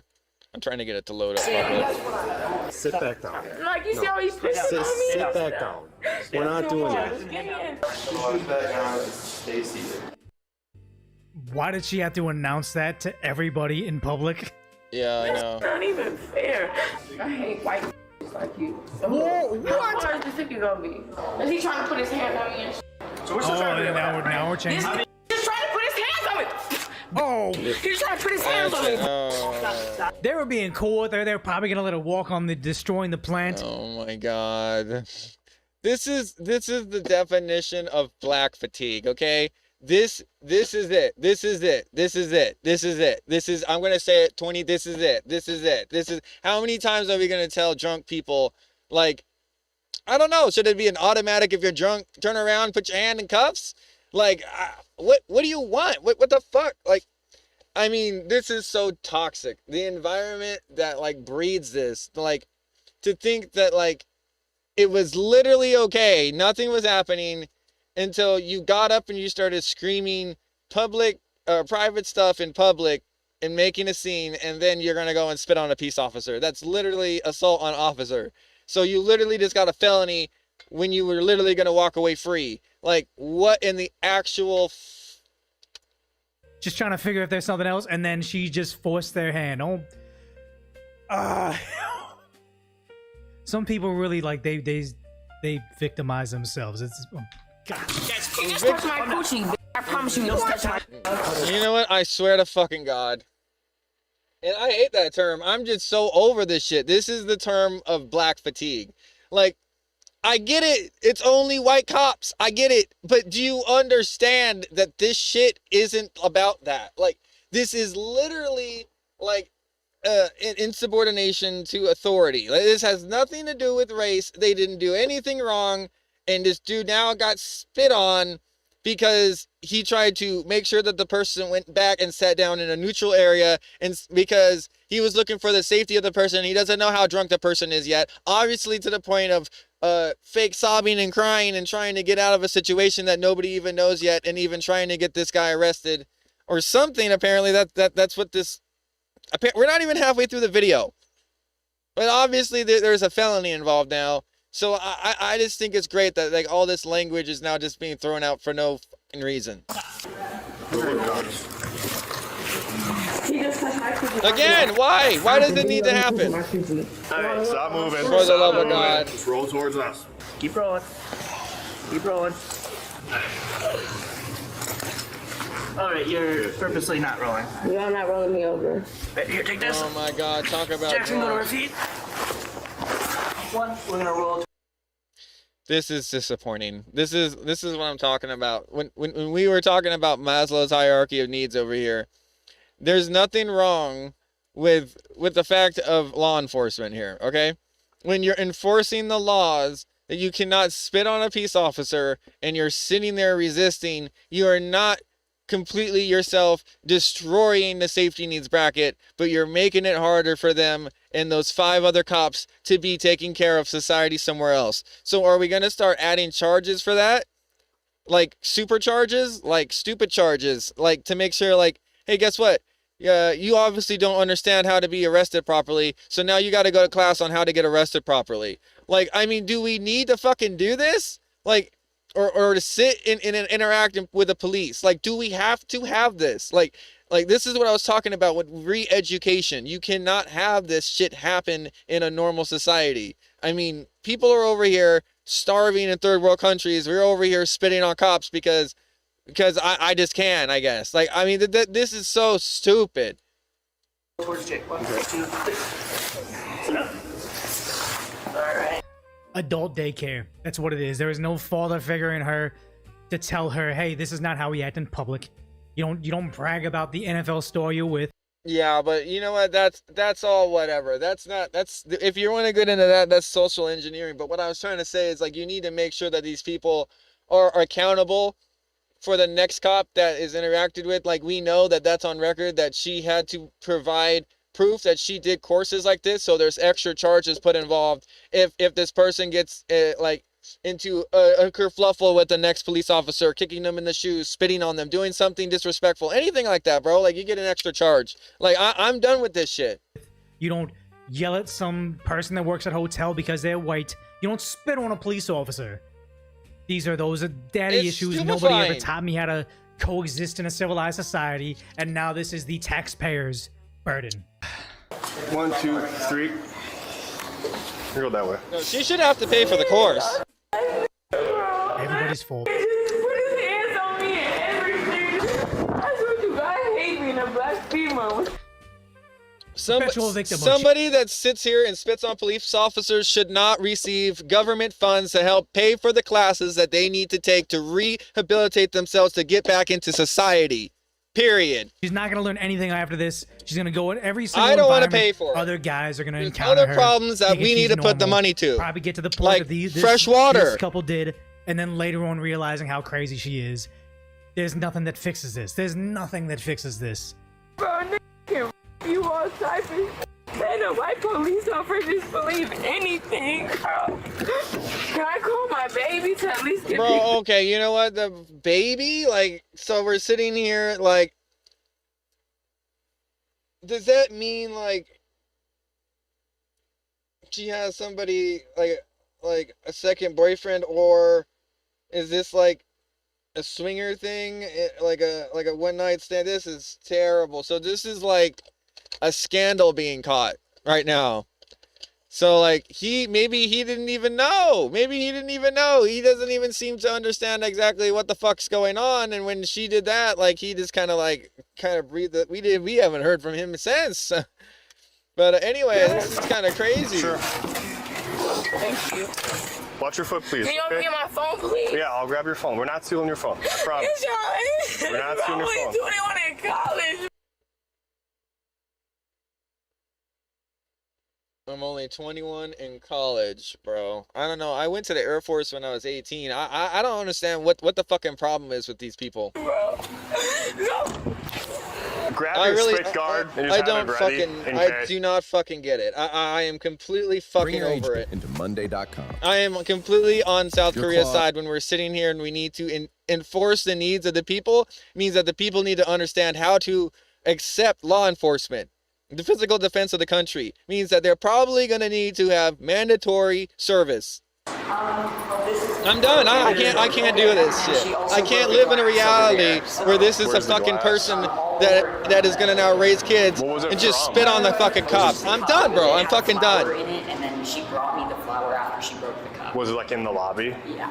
Okay. Yeah, it was sitting on top of that. was talking to her for a couple days, but I met her here. She drove from Milwaukee. I don't stay here. I met her here. Okay, dude, this. That's even more crazy. Yeah. Okay. Yeah. Hold on, I gotta make sure you guys see the full video here. Hold on. At least get picked up. Sure. Thank you. Watch your foot, please. Can you okay? get my phone, please? Yeah, I'll grab your phone. We're not stealing your phone. I promise. We're not stealing your phone. I'm 21 in college, bro. No. Grab your spit guard and just have it ready in case. Was anything damaged or was it just a mess? Oh, this is broken. It is broken. Okay. And then she. Is that a thing for like college fraud? Is that a saying for college fraud? I'm only 21 in college, bro. As in like I'm only getting government aids, government aid, different aids. Fuck, this is crazy. Also broke a glass over there. So. Where's the glass? All over in front of that. What was it from? It was just a cup. It had a flower in it, and then she brought Oh the flower my out and God. she broke the cup. Was it like in the lobby? Yeah. Okay. Yeah, it was sitting on top of that cabinet. I was talking to her for a couple days. Poor Flower. but I Flower met her here. She down. drove Flower from down. Bro, flower down. I don't stay here. I met her here. Okay, dude, this is not a classy person to say you talked online for a bit. She drove an hour to, what is it, Milwaukee. You drove super far to a hotel. I'm not saying you deserved it, but you shouldn't be surprised this is how it happened. Me at first, I went into the company. I'm like, yeah. Met online, met here. You guys Met here. went downtown? Yeah, the most we went was from right here upstairs, straight downtown, right back here to you guys. That's it. Consensual sex? Video. What time, give or take? We're just covering everything, man. You gotta come. Video. He had to be like, yo, video. He's just Oh, like, man. he has to, that's his life. He has to say video. Because like that's it. Like that's like you have to have that backup assurance in this day and age. Cooked, for the guys, we're cooked. For the flip flop. I mean, I guess you just have to, right? You don't. This is called the prenup clause before they even understand what's going on. All basis. Yeah. You know, I ain't no goofy. You know? Oh my God, I'm fucking done. We're not trying to. Hang on to that, okay? We're not going to take it now, but in case she does come back and say... I can email it to y'all. I know I got everything. I can email it to y'all. He's way too eager to be sharing this content. Yeah, no, that's cringe. Jimmy. That's a different culture. We're gonna talk about cultures in a little bit, but that's a different culture, my friend. Stop. Oh my God! We're getting another charge. See,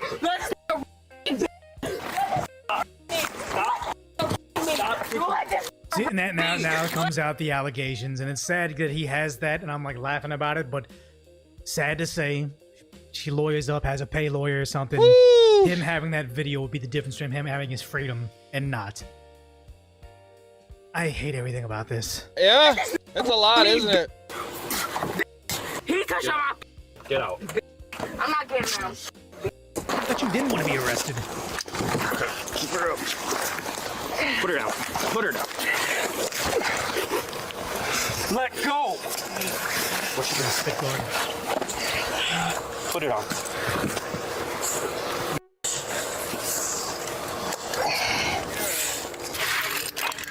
And then we'll put this down. There we go, right there. All right, we'll roll her towards us when we're ready. Yep. We'll roll her towards me and then up. And it's sad to say this looks terrible. The spit guard, the whole like harnessing them back so they're being restrained. And somebody, if this was like during the day in a metropolitan area, someone would see this like, oh my God, coming in at just this moment, not knowing what she said before, the racist comment she's made, and how she's changed her story. Like I said, law enforcement always looks bad. You have to have the stomach for it because... Well, that's just the comments of like, if you don't understand the process, yeah, it's gonna look bad. If you don't get like what they have to do to be safe, and like if they come in with a SWAT and it's only for somebody sitting there, and we don't know he could only have a couple rounds in the fucking, we don't even know. in a motel, and they're sitting there, you know, pulling out all the stops, sending in drones. It's gonna look bad. It's gonna look terrible. But like when the law enforcement can't exactly we'll use this again. When the law enforcement can't actually assess the threat, the safety needs of the public are not actually being upheld. So personal security, he took a personal video to secure himself of, apparently he's been through this or some shit or some, I don't even understand, bro. Poor guy. The health here, you can tell he wasn't very, drunk. People need to understand that, like, drinking, you have to drink drink responsible. I don't drink anymore. Property defense. All of this was really brought up because you can't be sitting there causing a scene in public, breaking other people's property for no like exceptional like reason, like, and to start saying stupid shit like that when he had a video of consent is like completely, like, you could just tell that person was too drunk to even understand what they were doing. So are those spit charges going to be dropped? I don't know. Should they be dropped? Maybe, and only if this is the first time that she's done it, and like I said, that there is a course that they can take to rehabilitate these people who think that it is like the fear of the cop, the fear of the situation of not knowing. If they go to a course for a year, seeing a cop every week and learning how to deal with a cop, the next time they see a cop, it's not going to be the end of the world, is it? So I don't know. And does that mean probation? No, probation is completely different. But like, I'm talking about a course that they're just, they come in and they get taught, and, the cops have rules to lead by. They can't say this, and that or whatever, but they got to teach. And then, they got to learn. And if they don't show improvement learning, then they get kicked out. Then maybe they have to do the felony. Do you get what I mean? But like we're not sitting here and trying to actually help rehabilitate the person, in my opinion, in these points in times, if we're just going to be forcing the felony for spitting on them. I don't think that's fixing anything until they have a continuation of doing it. If they sit there and they're going to fucking keep doing it after they spend a whole year with a cop learning how not to do that, then, it's unexcusable, and then whatever. I have my hands off that situation. They fucked it up and found out. Okay? Like, I don't know. That's out of me. Like, okay, like, I give you my one grace clause. But this is something that, like I said, like, in the past, it shouldn't be something that should be he said, she said. But, like, if the cameras weren't involved in all this, it wouldn't have been a good day for America, right? It wouldn't have looked good at all in any aspects. How are they supposed to sit here with any of the evidence that happened if there was no evidence, and this is just she said, he said, and then everybody's like, well, where is the guy at all this? And then, like, they don't even know the testimony of the guy was a nice guy, and it's just like an that stereotype. Like, what does this look like to you? And then they just let her out, and then she does it again because it's just a dismissed or something. Like, but what I'm trying to get at is, we can't just be that transparent. Like, we can't just let this shit happen to the cops. They won't want to be cops. So, like, we have to have prestige to be able to move up, the belonging and love they want to be felt in society, the patriotism from being a cop, the community cohesion. Everybody respects the cops. We cannot have people spitting on cops. You go to that place over there in the back, you go to jail if you go and think that you're a perfect civilian citizen spitting on law enforcement officers. Literally biological warfare to the face. When it's disposed of in the Geneva Convention, you can't do biological warfare, and you're sitting here spitting on a cop. I do not understand it. Like, in these classes with the police, they would be teaching this curriculum of why we adversely, strongly hold up against biological warfare, and it's just something we don't do. And that's what you did to be here. Do you understand that? Like, do you understand? Like, that would bring the esteemed needs of our leaders would know that, like, look, we're actually making choices that make our community more trusted. Global standing, because people can actually take this up and put it in their own society. Unified civil duty. Everybody's sitting there voting on this concept when it actually works in one institution in California. Then other counties say, hey, look, I think this is how it should be. And then other states vote. Okay, and then that's how this is. This is how it works. And then this is the peak, and we go to the stars. All right? We don't want to sit here and crumble everything because we spit on police officers. Like, I am completely done with this shit. Like, I really am. It's the black Sad to say, fatigue this is real in necessary. society. She needs to be hogtied like this But, because like, she's uncontrollable. But this and she is keeps on it. spitting on people. This is the solution. The police feel happy to do their job if this is it. So don't sit there and try to be like, if you're just watching this happen, you don't know what happened and this is it. It's because it needed to happen. Roll her up. 1, 2, 3. Go feet first. Y'all got my phone and stuff. Oh my God! In this fit mask. In this fit mask.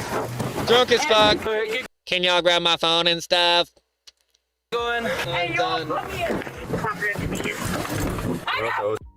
With one adult Oh, female, 6'9". Now in her mind, I bet you she actually thinks she did, and now she's like a victim. In her mind, she's the ultimate victim, and the powers that be the system that's it. Yeah, help them do that to a black woman. It's scary. Yeah. With the whole thought that now she's been touched by this guy, and it's like, so now she's in there. That's her story the whole time. And like, it was only came up into the fruition because she used biological warfare in a situation where it literally was completely unwarranted, into the fact of completely stupefying and endangering every single. What if she had AIDS? Like, this is the shit like people get irritated with. Like the stuff that they just did up there. Like, what the fuck? Like, does anybody want to be spit on by that? Like this is the shit. Like, I don't think people understand the dimensions that this shit is. Like, but you really do need to think about it before you start criticizing police officers. Stuff.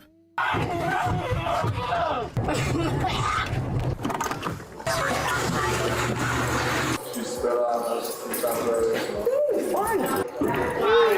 See, look, they've been on it. Let's go. Get it done. Good job, boys in blue. It's okay. I'm gonna get all y'all. It's okay.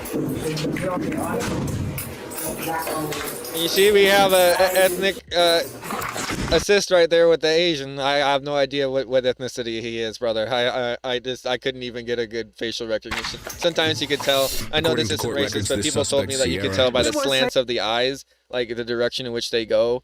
But like, I haven't completely verified that yet. So like, don't use that on me. Safety, why do you gotta use? There was plenty of images where she didn't look like that. Charged with resisting obstructing, criminal damage to property, and disorderly conduct. Not assaulting a police officer because she spit on him several times. Was that charge? Presumed innocent unless proven guilty in a court of law. Oh no! Bingo, we're squabbling! This clip from Blowy where she and her sister make up after arguing is the perfect example of what should have happened in this body cam footage. To me, it sounded like these two were arguing in the hotel when the Wait, what?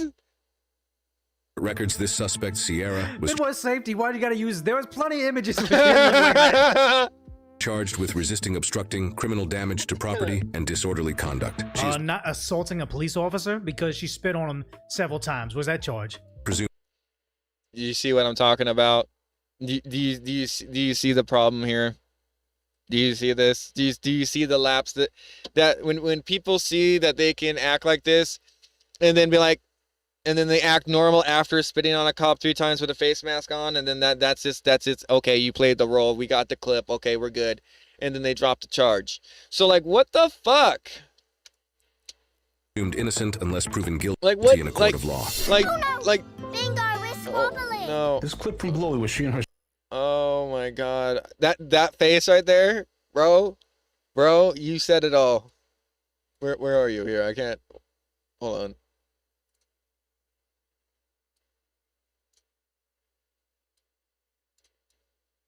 That face right there.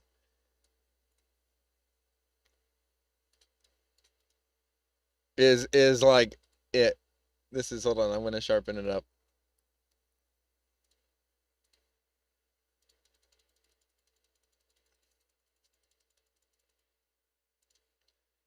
That face is the definition of what the fuck. That is definitely it, bro.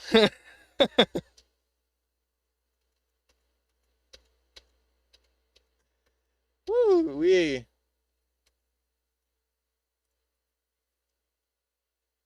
her sister make up after arguing is the perfect example of what should have happened in this body cam footage. To me, it sounded like these two were arguing in the hotel when the female, who was way too intoxicated, took it too far and started trashing the place. But when the cops arrived, it basically wasn't just the comment that I'm not going to make an assumption. The worker said, "Hey, you got to go. You make an disruption," and she made it about race and just started destroying things. That was the trigger, right? everything changed. Instead of owning up to what she'd done, she doubled down, making things even worse by spitting on the cop. If she had taken a lesson from Bluey and simply accepted responsibility for her act, having a positive message from like a father figure, from somebody responsible, no. actions, none of this would have happened. Something else stood out to me was her repeatedly bringing up that she's only 21, as if she's not an adult. 21 is old enough to know better, and I find it pretty ironic how a children's show can teach an adult a lesson about accountability. We all grow older. That's what.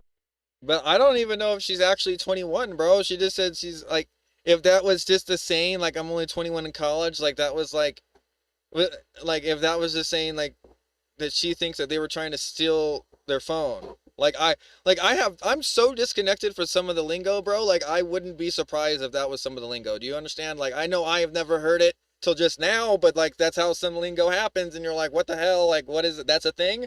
And then yeah, we're just saying that's a thing now. And okay. Automatic, but growing up, that's still a choice. No, I genuinely think some people don't have the mental capacity to grow up and become full-fledged adults. All right, so we're gonna learn about some earthquakes here, folks. I gotta rewind it a little bit because I was pre-watching this one.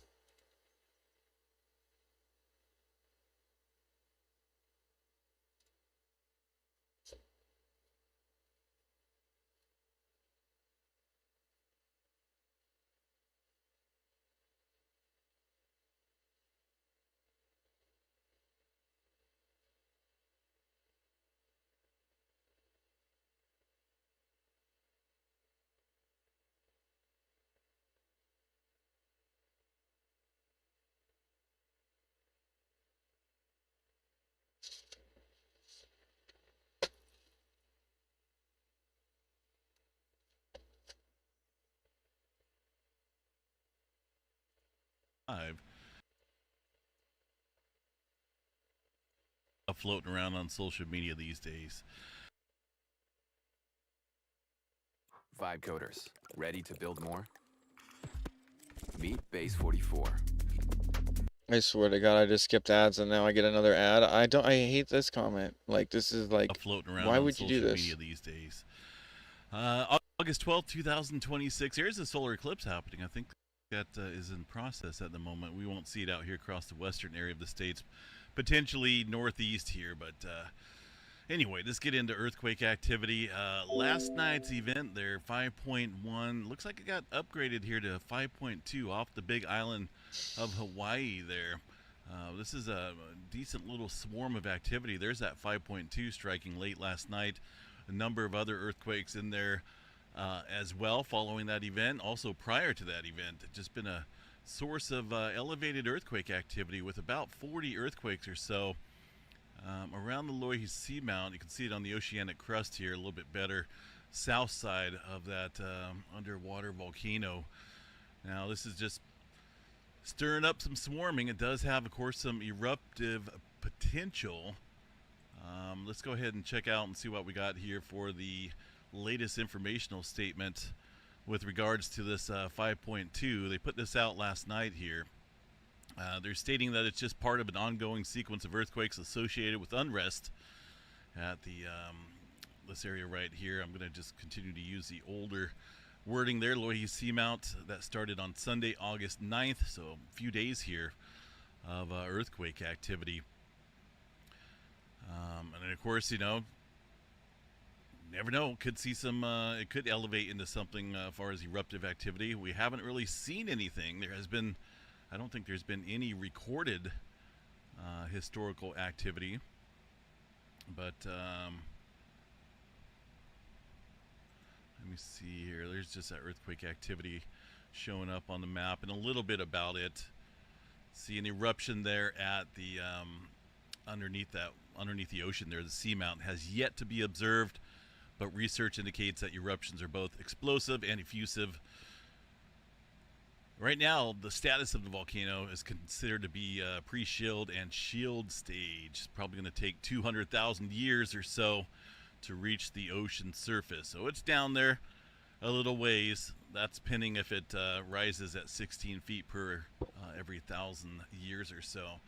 But got an earthquake swarm out there, and kind of interesting to watch for sure. No effect on the Hawaii volcano, but it did show up. It actually did show up on the deformation chart here. Let me show you guys real quick. There's a little spike from last night. It actually rose up quite a bit and then went back down. And this is up at the summit area. There's like flies. It's interestingly enough, it coincides with the return to inflation.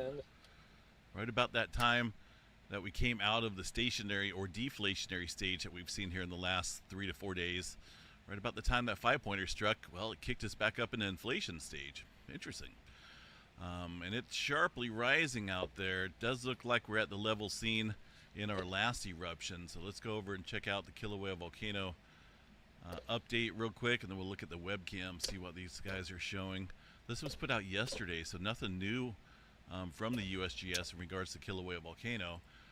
We'll double check the webcam imagery here at the summit, and no eruption yet, but I'd say we're getting close with that sharp rise there in terms of the inflation. So I'm thinking it could be any time here, potentially even today. Just looking at the inflation graph that we've seen just a couple minutes ago. So we'll continue to watch that. Interesting activity nonetheless. California, let's see what we got out here. I'm going to remove these faults because they're such an eyesore. I'm going to continue to say that. 2.2 until they fix them. 2.2 on the San Andreas fault. Still got some activity there along the creeping section this morning, it looks like, although the majority of these earthquakes are from yesterday. Had a decent swarm here in the last couple days along that segment of the San Andreas fault. A little bit here down across towards the Parkfield section. But the south branch here, the rest of it remains locked and not a whole lot of activity on it. Some movement further down south here in the last week, but no major swarms happening out here for now. You know, any day could be the day when we get a large event out here. It could be today, it could be tomorrow. I don't think it's going to be years down the road. You know, they've been saying that for a long time, and here we are, years down the road, 1 second, 1 minute, 1 day closer there to the to a big event out here. A couple earthquakes there off the San Andreas fault there near Yucaipa. The corona activity here. Last night we had a couple earthquakes there within a couple seconds of each other, and looks like some within minutes of each other as well. 3-pointer, 2.7. The last reported one, a little 2-pointer this morning, but that is actually on the Elsinore fault, or just off of it, which is a fairly lengthy fault.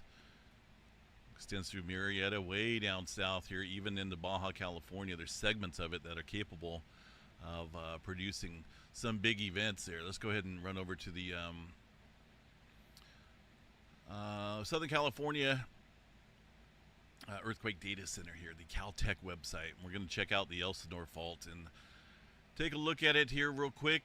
This is it right here. It gives a little statement in regards to potential large earthquake activity. Now, the last major rupture looks to be a 6-pointer, but there was no surface rupture found. So that is, you know, it says major, but not full rupture out there. We can get magnitudes up in the 6.5 to 7.5 range, and it's been a long time there. The southeastern extension of the Elsinore fault looks like ruptured in 1892 in a magnitude 7, but the main trace of the Elsinore fault has only seen one historical event greater than magnitude 5.2. That was a magnitude 5.6 there.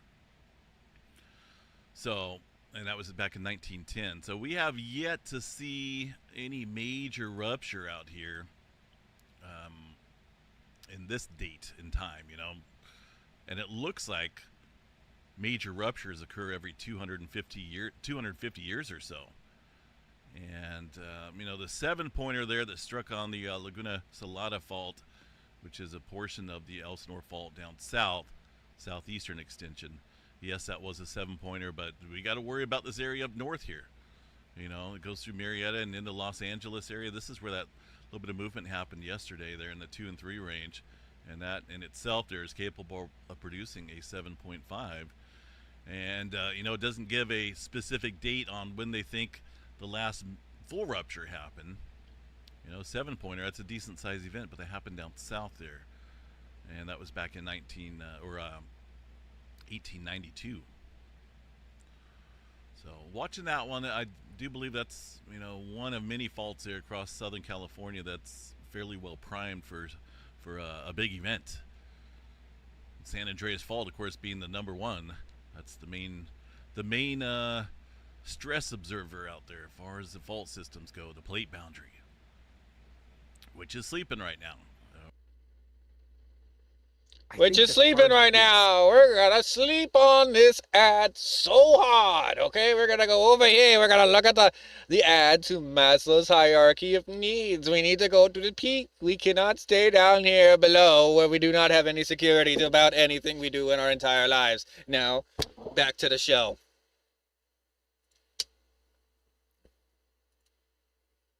Or building up stress, shall we say. A couple smaller quakes there through Nevada. Nothing major going on through the Pacific Northwest. Same for the Cascadia subduction zone. San Francisco area still mainly quiet. One little earthquake there from last night. Got a couple earthquakes up north around the Clear Lake volcanic field. Those are geothermal earthquakes, I believe is the correct wording for it. Up in the Yellowstone, I don't see much going on, but I am going to double check the Yellowstone seismograph stations here from the USGS. See what they look like here today.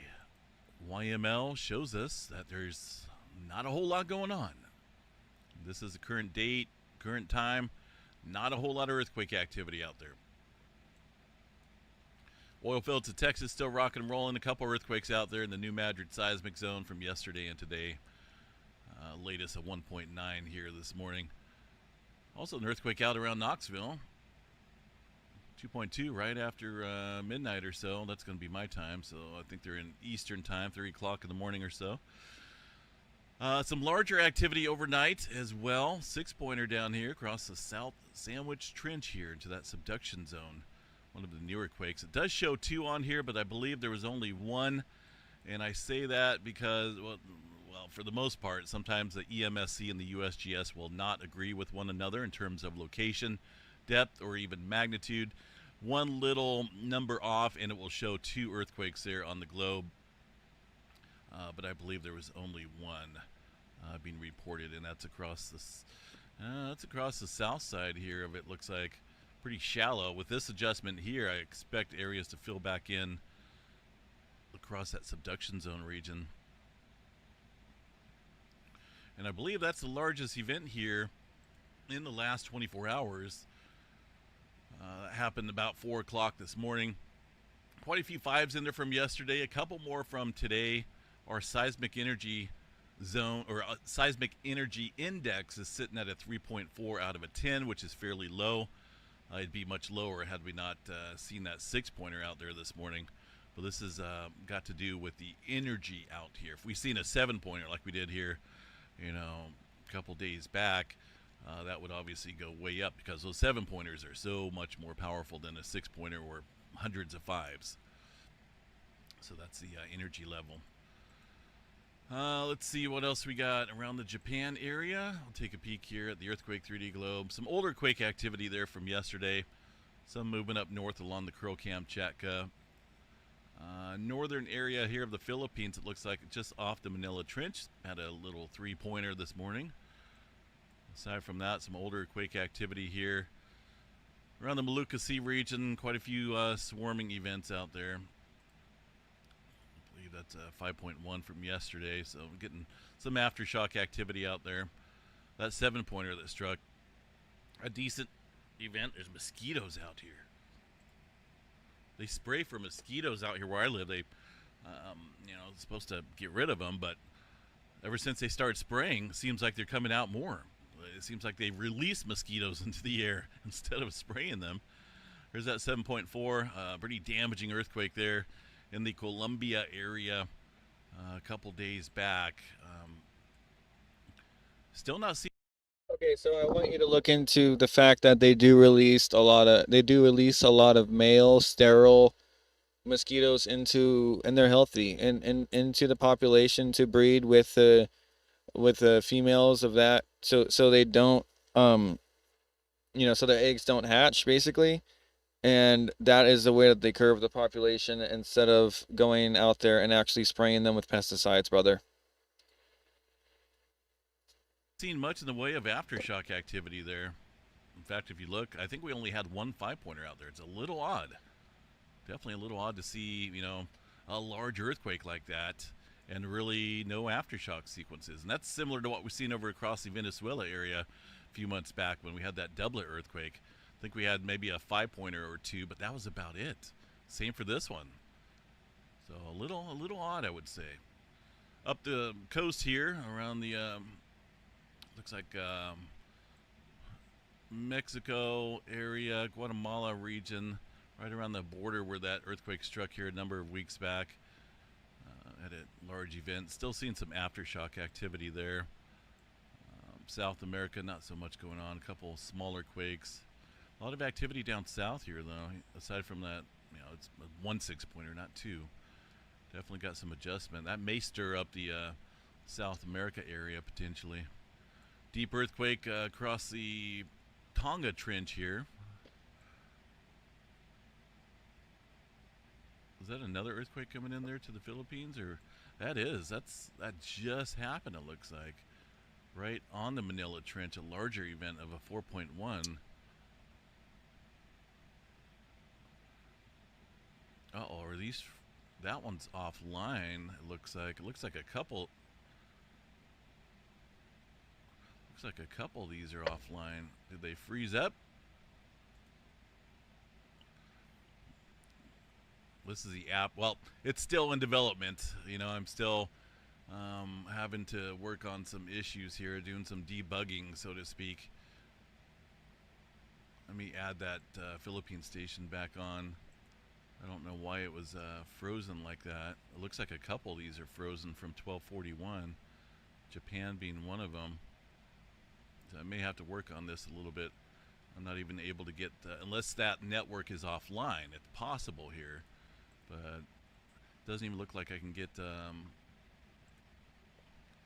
I'll be working on that because something's going on with it today. Looks a little frozen for some reason.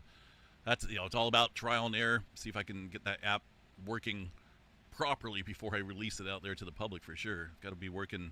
It should be able to run, days, weeks at a time without freezing up or having any issues. So I got to look in to see what's going on. But there's definitely a 4.1 out there across the Philippines area right now. We're gonna go over to the EMSC model and we'll check that out here.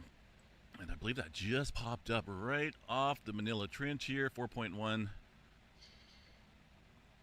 A little decent event. Nothing big. No major swarms like we had out here a couple weeks back. We definitely had some interesting activity out here across that subduction zone, that trough zone. But for now, 4-pointer. Let's see what else we have. The rest of the planet looks fairly quiet for the most part. Mediterranean region fairly quiet. We'll just kind of keep an eye on things, see what happens here today. There's an earthquake off the coast of Canada. You, your team, and your agents are working together on Monday.com's AI work platform. Imagine that. Your Claude, ChatGPT, and Copilot agents working side by side where you already work. Bring your agent into Monday.com.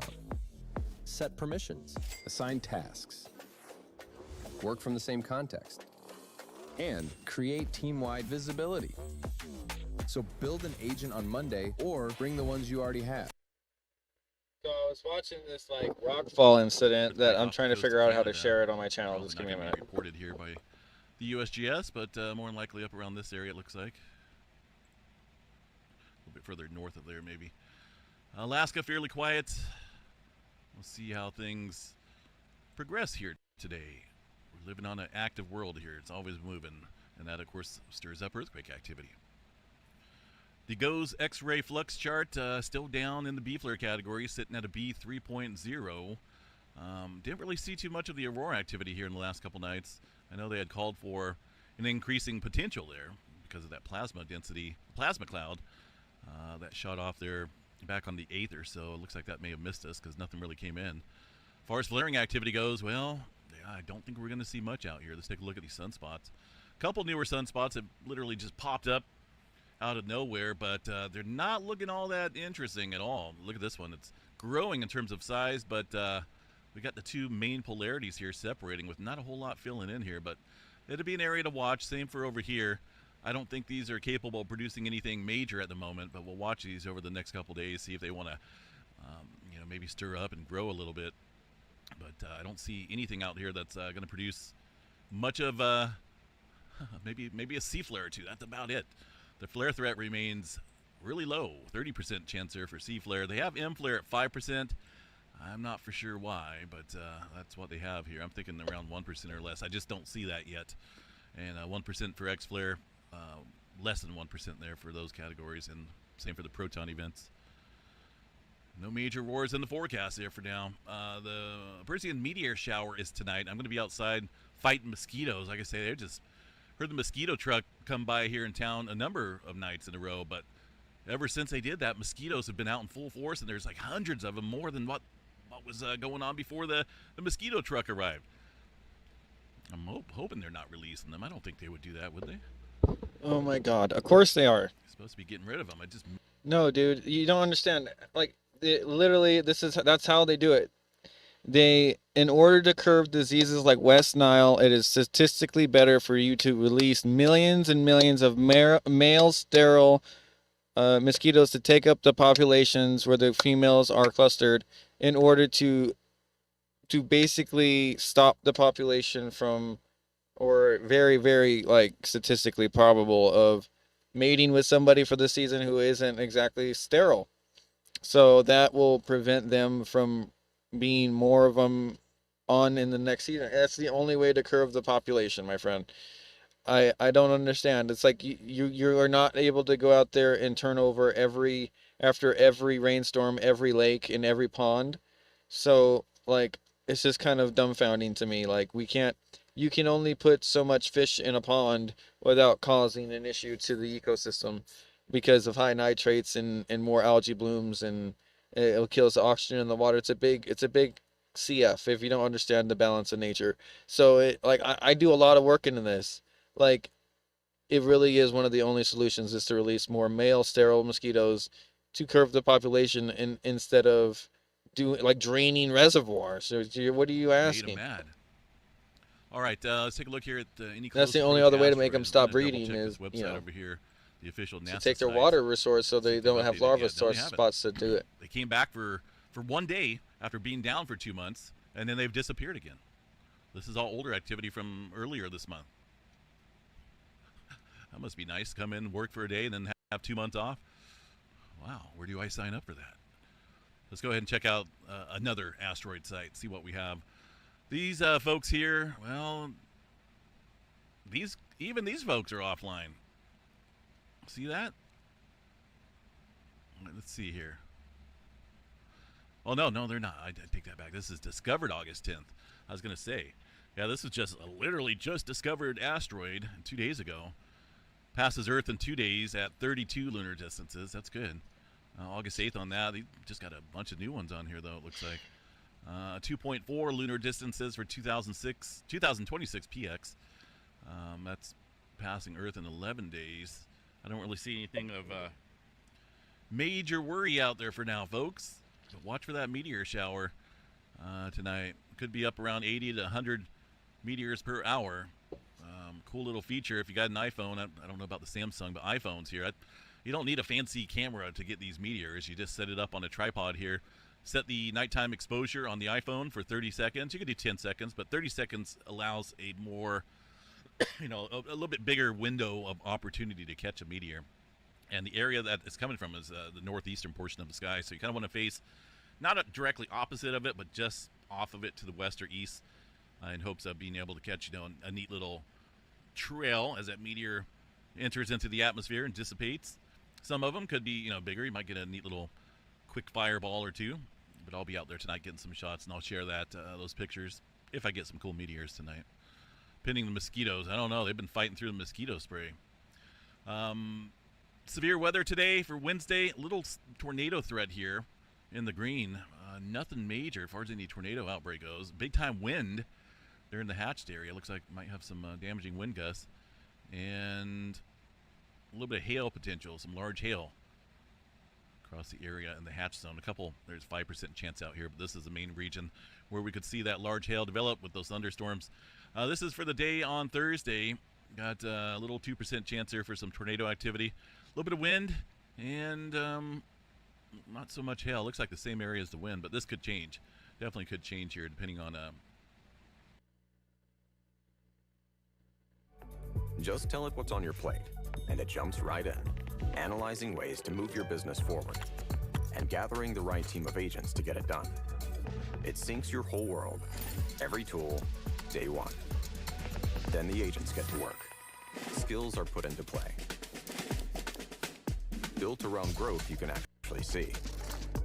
So while Symphony is spotting new opportunities, acting on them, keeping up with clients, and booking out your calendar, you can focus on doing the work you love.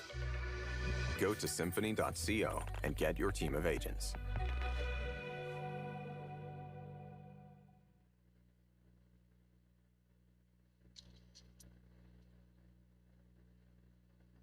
What the Storm Prediction Center does for tomorrow. They could always update it. And they always are. They're always changing things out here. As far as any tropical systems go, let's go ahead and put this GFS model into motion, and we'll see what we have out here. Monsoonal moisture coming in there from the south up into the Four Corners area. I don't see much of anything as far as tropical systems go. Nothing across the Atlantic, nothing entering into the Gulf.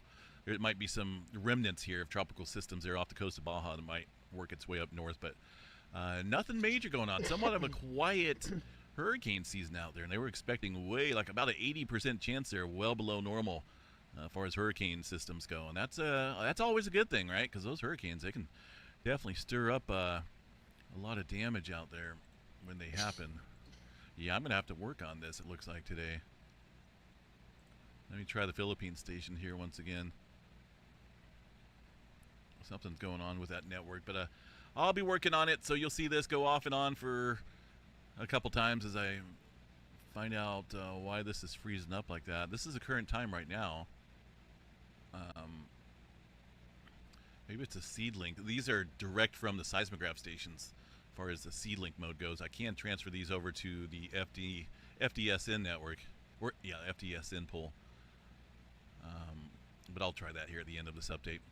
Anyway, folks, have a good one. We'll see you guys out here tonight for the Wednesday night update. Take care. Stay safe out there. And, of course, if anything major happens, we'll be back here to provide updates and whatnot on this channel. So make sure you guys subscribe, like, click the notification bell, and we'd appreciate a hype or two if you could. The hype feature is a really cool YouTube thing here where it kind of just pushes the video out. You know, it sends the algorithm, hey, we like this video. I think you should share it more. And that will help when you hype a video, it kind of helps out the channels get content out more. So we'd appreciate some hypes. If you could, they're free. Have a good one. We'll see you guys out here later on this evening. Take care.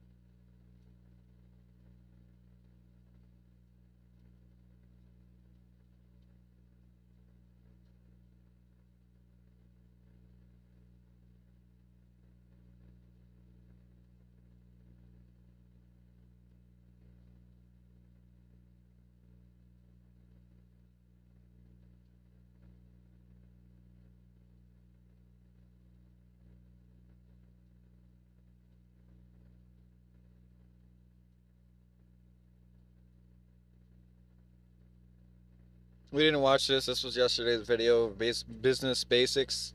It's about Russia. Play So a full tabletop fantasy campaign. let's talk about this a little bit.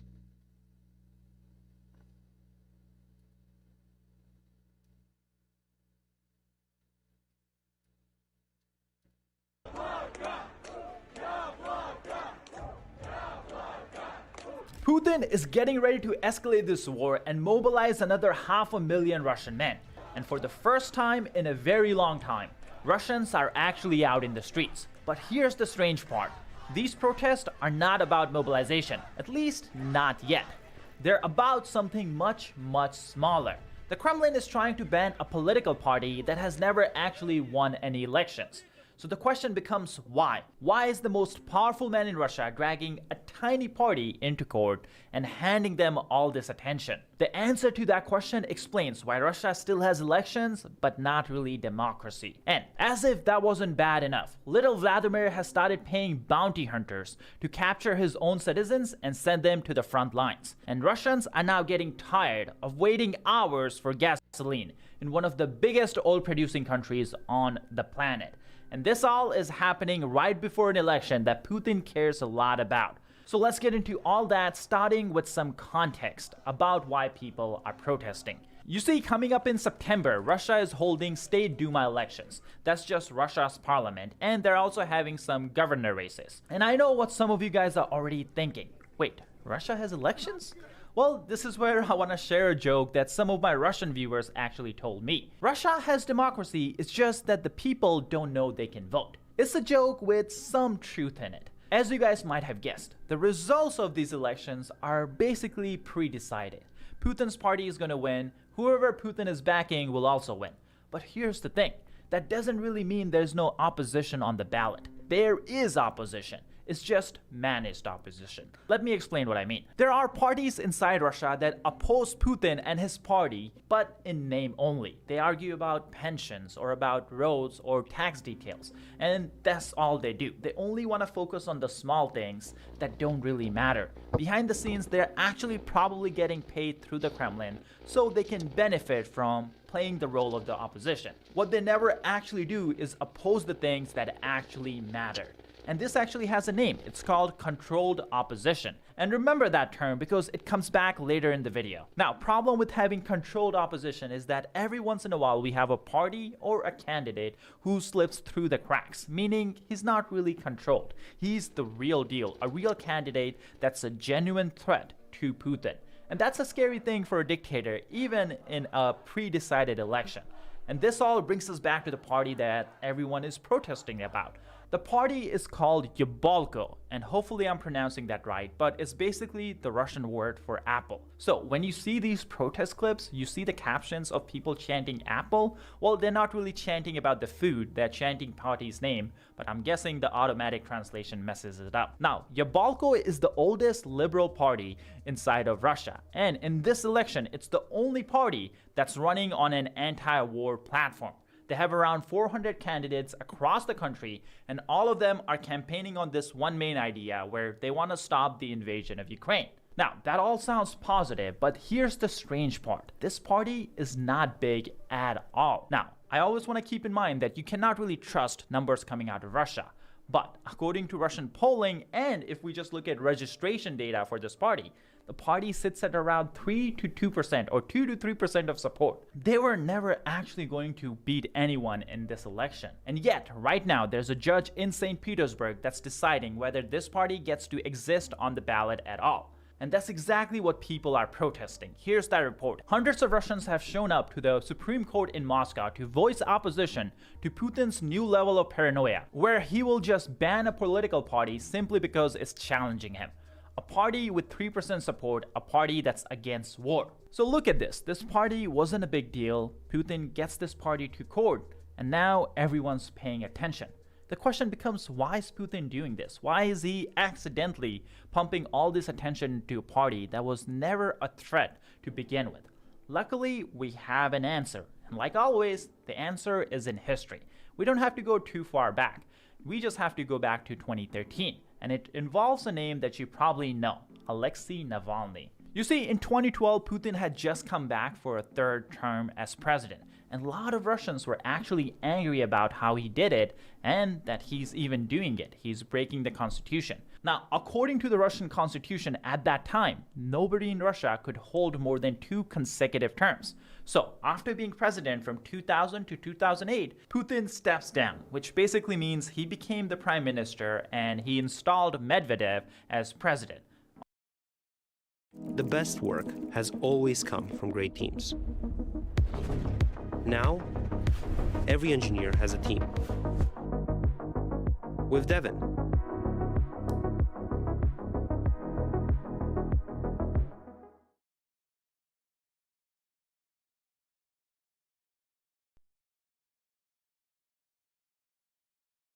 work today is broken. Every day, people juggle so many different tools just to get work done. A simple task turns into a time-consuming mess because work sprawl has scattered the tools and contexts we rely on. And the trend towards bundling software isn't addressing the root of the problem. The system's broken, and it's wasting our time. 8 years ago, we started ClickUp with a mission to save people time from switching between a bunch of different applications. But we knew the answer wasn't just bundling a bunch of tools together. We needed to rethink how software was built entirely. To solve the root of the problem, we built a single flexible platform with powerful primitives that can be shared to build multiple first-class products inside of one app. We call this convergence. It's allowed us to deliver products at an extremely high velocity, and now we're tying it all together in a new way. Everything we've built has led to this. Introducing Click.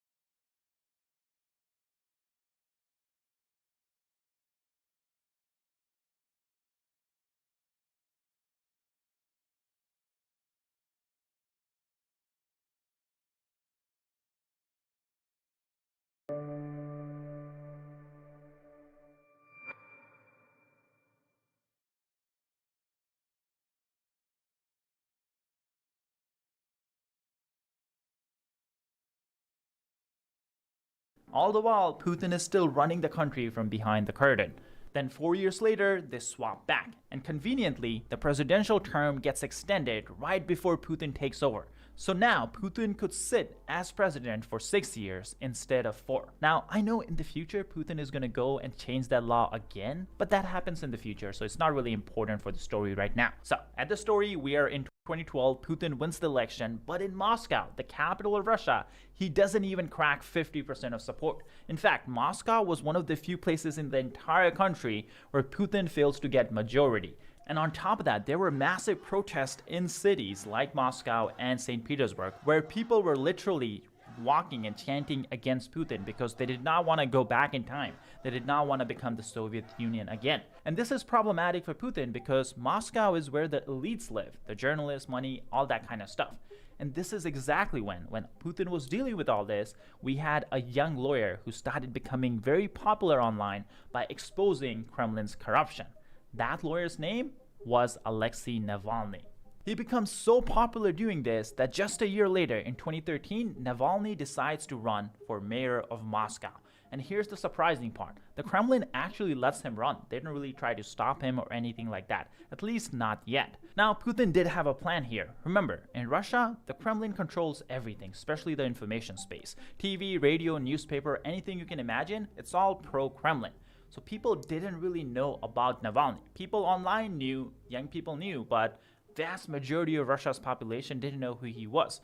And Thinking about this, Putin basically said or assumed that this guy wasn't going to win. He wasn't even going to make a dent in the election, so let's just let him run. And on top of that, internal Kremlin polling was showing that Navalny was going to win maybe single digits of vote share, so he wasn't going to be a big deal. That is exactly why they let him run. The plan was to show everyone in Russia they would let the loudest critic in the country onto a real ballot and then publicly destroy him in an election.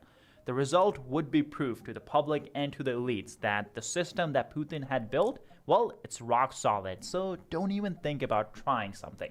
Unfortunately for little Vladimir, though, that's not what happened.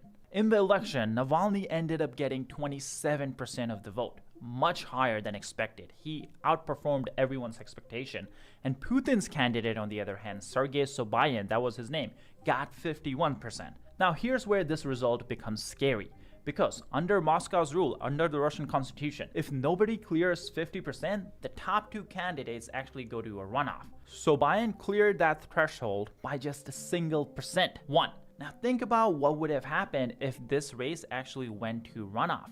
Sobyanin versus Navalny, every single person who didn't vote for Sobyanin in the first election now just had one choice, Navalny. Now, we don't know if Navalny would have won, but the election, the runoff would have been a lot closer than what Kremlin is comfortable with. So that's exactly why the Kremlin took away one lesson from 2013, and that lesson was basically never let an opposition candidate onto a ballot, no matter how small that candidate really is. And that brings us back to Yabalko, the political party we were talking about. Putin knows he was never going to lose, he's never going to lose. But what he's actually afraid of is the vote count would prove to everyone exactly what percentage of the Russian public is against the war. Because remember, this is the only anti-war party on the ballot, which means every single vote for this party basically becomes a referendum on how many Russians actually oppose this war. That's the kind of data Putin does not want the There are hackers out there that want nothing more than to cause damage and wreak havoc.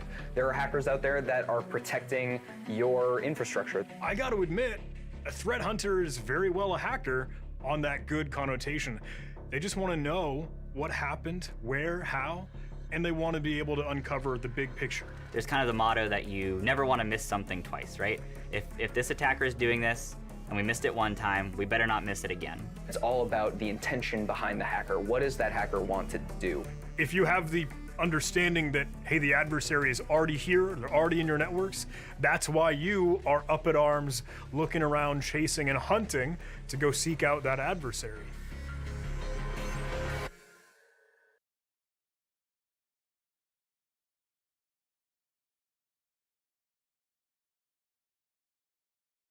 The agency playbook is gone.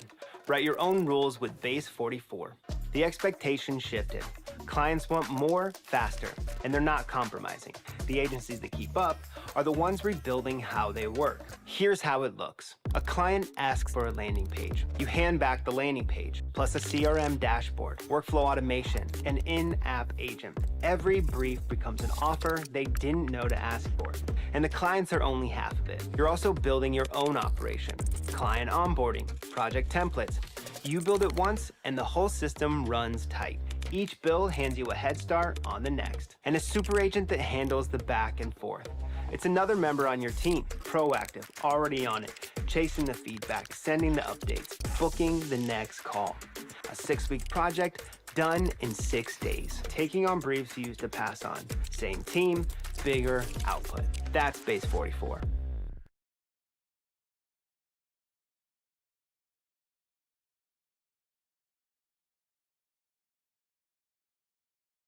the public knowing, and Putin does not want the elites knowing, because that could become dangerous.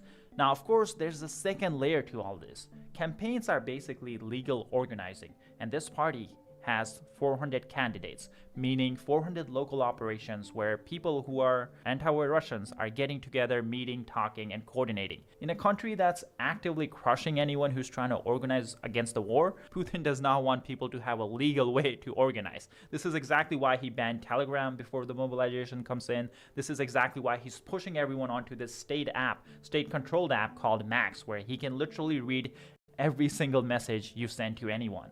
Putin really wants to make sure that the opposition doesn't even get an ounce of oxygen.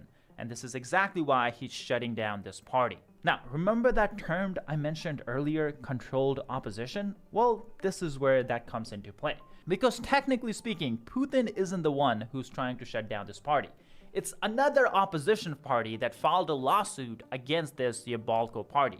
That's what I mean by controlled opposition. And if you have seen this story before too, whenever Putin wants to do something, it's not his party that's doing the dirty work. It's some other party that suddenly comes up with that idea. Then out of nowhere, everyone just gets behind it. Putin's party, the parliament, even the court system, as you guys will see in just a second. Now, according to this controlled opposition party that filed the lawsuit, the claim is basically that Yabalka, this political party that's anti-war, is secretly funded from overseas. And that's why they should be banned. And the evidence they use for this claim is just laughable. They say that take a look at Yabalka's social media, more specifically their Instagram following, their Instagram likes, and their Instagram comments. And they said, all these followers, likes, and comments, they're coming from outside of Russia. And guess what? Russian courts actually accepted it, which is honestly insane because I could just go bought Putin's account with say like 10,000 followers on Instagram. And according to this rule, now Putin would not be able to rule Russia because he has foreign supporters. Now, this all sounds stupid, but unfortunately it worked. Take a look. Russian Supreme Court decides to ban only pro-peace party from parliamentary elections. That's the Russian democracy, where even courts are not really independent. They just listen to what Putin wants and they rule accordingly. But luckily, here's the thing. Hopefully, this may be too little too late, because there are still Russians who are very, very unhappy with the war and very unhappy with Putin. And they're saying it out loud. Take a listen to this Russian actor who's telling Putin exactly what's going to happen to him. Iranian drones won't help you. Calibers and grads won't help you. Your bullets will run out. You'll be trampled. I'll be glad. Now remember how this video started. Putin preparing to mobilize another 500,000 men. Well, it seems like that process is already underway and it's getting ugly. Russian army recruiters are resorting to increasingly coercive tactics, including snatching men off the street and tricking students into signing up, as Moscow's manpower advantage in Ukraine comes under strain. Now, this is not as widespread as Putin's probably going to do after the elections, but we are already seeing signs of this in the far-flung regions of Russia. Here we have a clip of a family trying to stop Russian recruiters from basically kidnapping their kid. Take a look.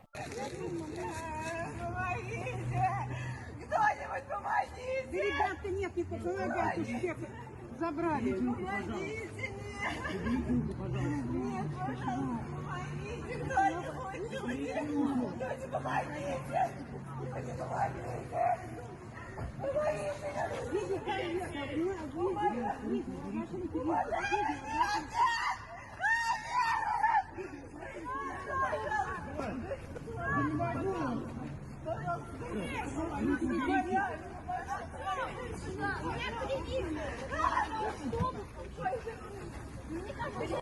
And on top of that, here's the bounty program I mentioned at the start of the video. Putin is now offering high cash rewards to bounty hunters so they can capture their fellow Russians and send them to the front lines. These mobilization experts are earning up to $12,000, so roughly 1,000,000 rubles, for capturing a Russian man and sending him to the front lines. Now, because of all this news and because of President Zelensky himself, who keeps talking about Russia's upcoming mobilization, ordinary Russians are hearing too much about this and they're discussing this themselves. And that's something the Kremlin media cannot afford, because that creates problems that Putin will have to deal with for a very long time. So take a look at this clip from Russian media and then I'll explain why they are so desperate to calm everyone down. Rumors that there's going to be mobilization. It's enemy disinformation that has been eagerly picked up and spread across our social media, and yet no one even stops to think for a second. Please tell me, what does mobilization actually mean? How do you imagine it? So now they'll come out and say that this is a war because for a full mobilization to happen, there has to be a war. We need to localize the summer campaign by yesterday. Top performers only. B, that's the one.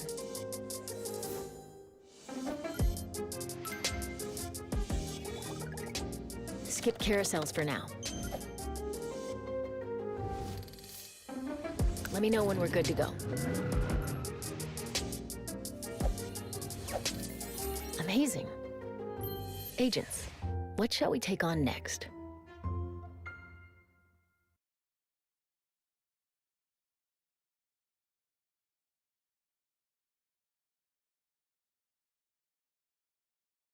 You write the words. What if you could hear them as a song? Go to suno.com, switch to custom mode, and paste in your lyrics. Then describe the sound. I'll go with soulful R&B ballad, emotional vocals, piano driven. Hit create. Suno turns your writing into 2 fully produced songs. Your words sung back to you with real production behind them. Now shape it. Remix to hear your lyrics in a completely different genre. Rewrite sections to tighten the phrasing. Extend to build the full track. You can also use Suno to face writer's block head on. Create new lyrical ideas and flourishes that you can then reinsert to complete your composition. Your lyrics fully produced from a paste and a prompt. See what your words can become. Subscribe at suno.com.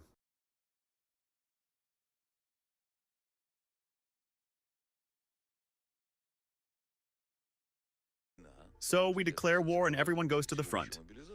Which front? Everyone just gathers up and heads to the front. Given the conditions of modern warfare, this isn't the Great Patriotic War. The way it's conducted requires a very different set of knowledge, skills, and training from a soldier, as well as different weaponry. This isn't the generation that went through OSO Aviakim and DOSAF. These aren't the people who were taught basic military training in school. So, basically, we've raised a generation that no longer really understands what's being asked of it. They think their job is to regularly pick their teeth with one finger, and then pick their ass with the same finger. In other words, these are completely different people. And you expect someone to come out and tell this society with so many dumbasses in it, citizens of the motherland, the homeland is in danger. The conscious, responsible guys are already there anyway. Now, before we get into the reason as to why Putin does not want Russians knowing about the mobilization, I have an important topic that I need to cover. Something I just want to be straight up about. I'm sure you guys have seen it. YouTube channels are getting bought left and right. Either media companies are buying them, investment firms, or just billionaires snapping them up because the audience that the channels have are worth money. But every time it happens, I think you know what comes next. The uploads just change a little bit and quality's not the same anymore, you know? Slowly and slowly, the channel you subscribe to changes into something else. Well, guess what? That's not gonna happen here. There are no billionaires who own this channel. We actually have no investors, no parent companies, anything like that. Which means when we cover Russia, Iran, China, anything that we wanna cover, we only answer to you guys. But there is a catch. We want to keep scaling. We want to do new projects, new documentaries that require on-the-ground teams. So to support that kind of work, we built Basics Insider, where you get exclusive videos that you will not find anywhere else. And in return, you're the reason this channel stays independent. We'd rather be funded by thousands of our own viewers than one billionaire. And that's exactly why we built Basics Insider. So if you want to support our channel and get exclusive videos in return, you can become a member right now by clicking the join button down below or by going to basicsinsider.com.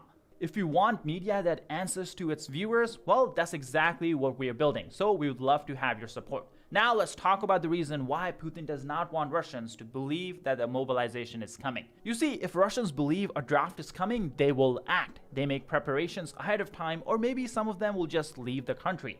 And that's something Putin does not want Russians doing, because if that happens before he mobilizes, then his recruitment pool shrinks, which again might be a problem, but it's not going to be a major problem. The major problem is that Russia already has a labor shortage, and this is something we have covered in previous videos. Russia's unemployment rate is at 2%, which sounds like a good thing because it's so low, but in reality, it's actually not. Unemployment rate being that low basically hints at a labor shortage, and there's simply nobody left to hire, and that's why the rate is so low. Now, we know how it happened. When Putin started this war, a lot of Russians left. Then he sent a bunch more Russians to the front lines, and then on top of that, when he announced the partial mobilization in October of 2022, we had nearly 1 million Russians just flee the country because they did not want to get drafted. That exodus created a shortage that Russia is still dealing with to this very day. So if enough people leave again and Putin mobilizes, he creates a problem that Russia will be paying for a very, very long time.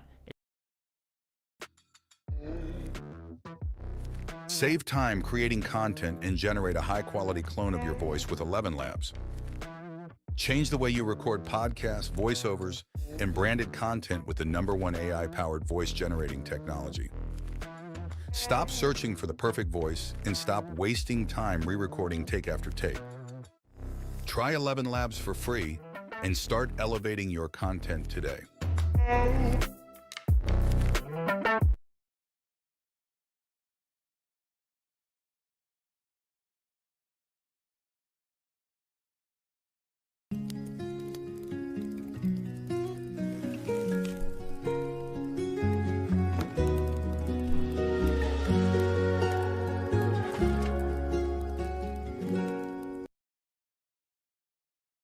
It may actually collapse its economy. In the last video, we talked about how this is something current mayor of Moscow is actually publicly talking about. Now, we actually have fresh evidence of how bad this labor shortage already is. Because guess who just started arriving in Russia? North Korean workers. Take a look at this report. Here we have video evidence of North Korean female brigades being sent into Russia through outsourcing companies. The workers are being placed on assembly lines, in kitchens, wherever they are needed. And the advertised wages start at 480 rubles an hour. That's roughly $6. And of course, since they are from North Korea, their movement is reportedly tightly restricted and they remain under strict supervision at all times. If you guys have been following this war carefully, you know that Russia has run this exact formula before. Last time they had a labor shortage around 2014, they also needed soldiers for Kursk. So guess what they did? They got them both from North Korea. They got soldiers and they got workers. And Putin is doing the same thing again. It's not just the workers who are coming in. We also have proof of North Korean soldiers already inside of Russia. Take a look. Here in this clip, you can see North Korean soldiers training somewhere inside of Russia. And on top of that, we have a statement from President Zelensky, who announced that North Koreans are sending roughly 30 to 50,000 soldiers to take part in this war. That means these North Koreans are studying this war. They are learning how to manage escalation, how modern drone warfare actually works, all of it. And I'm sure South Korea is not happy about this, Japan is probably not happy about this, and all other American allies are not happy about this. Now for Putin, this helps solve a little bit of his problem on the front lines, but unfortunately that's not the only problem he's facing. He has a soldier problem back at home too, because all these soldiers, they're coming back, but they're coming back different. Russian veterans returning from this war are showing up very aggressive, and ordinary Russians aren't exactly thrilled about their so-called service. Because remember, a lot of these people went to war to become millionaires. Bonuses in Russia are just mind-boggling. Even in US dollar terms, some of these people are making $100,000 in bonuses just for signing a contract. And in Russia, that's just different kind of money. But when they come back, if they come back, they're acting very different, and Russians are not happy about this. Take a look at this clip. What's your problem, you bald sucker? Sit the fuck down and keep quiet, for fuck's sake. Eh? Before I give you a fucking hiding, you little bitch, are you fucking mental, yeah? Go on. Tell me you're fighting for my sake, you I'm fighting. For me? Not for you. You're fighting for yourself, you fucking for the fucking money. What fucking money? Fucking Did you come from the Nick, or where did you come from? Volunteer, did you? I was mobilized, for fuck's sake. You went for the cash. You fucking... Don't you fuck with me. Mobilized. I'm telling you for the last time, you don't... You get me? I'm not your mate. I'm not your bro, or anyone to you, for fuck's sake. Don't you fucking talk to me like that. The best work has always come from great teams. Now, every engineer has a team. With Devon,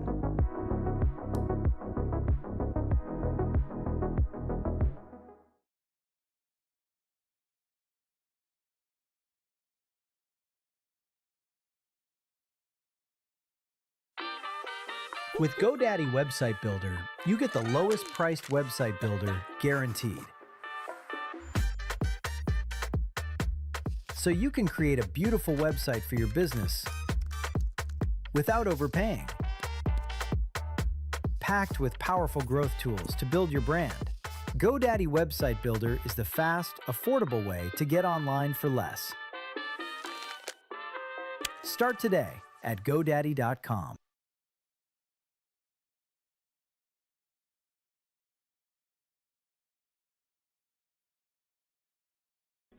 Now, I would not say this is becoming a major problem that you see all over Russia, but it is a problem nonetheless. And think about what happens in the future. If this war ends anytime soon, millions of Russian soldiers are going to come back home. A lot of them probably going to be aggressive, carrying some kind of psychological damage, dealing with drones and all the other stuff that goes on in a war. Nobody in Russia seems to have a plan for that. Now, publicly, Putin pretends that he cares, but we know he truly doesn't care. Just take a listen to what he just said about mental health of these soldiers. It is one thing to talk about it, and quite another to be on the front line, with bullets whizzing overhead and drones falling and flying around like flies, making it impossible even to raise your head. We simply have to proceed from the reality on the ground. And the reality is this. They, Russian forces, are not just fighting, they are advancing every day. The issue is not what we call it, but how we implement the idea you mentioned.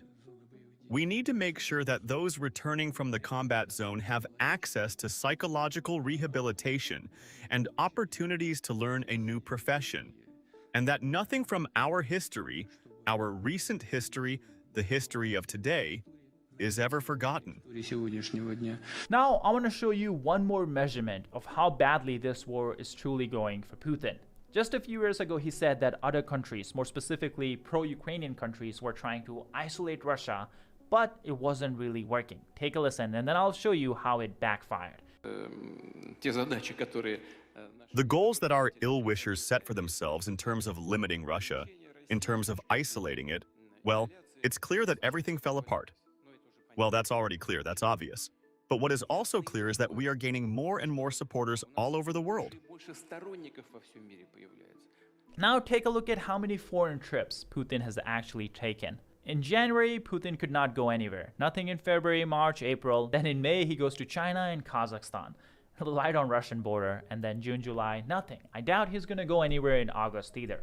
That's what isolation truly looks like. Because let's be honest, vast majority of the world does not support Putin's aggressive actions. And also, let's not forget, he's the first sitting president in the history of the world who has an international arrest warrant hanging over his head.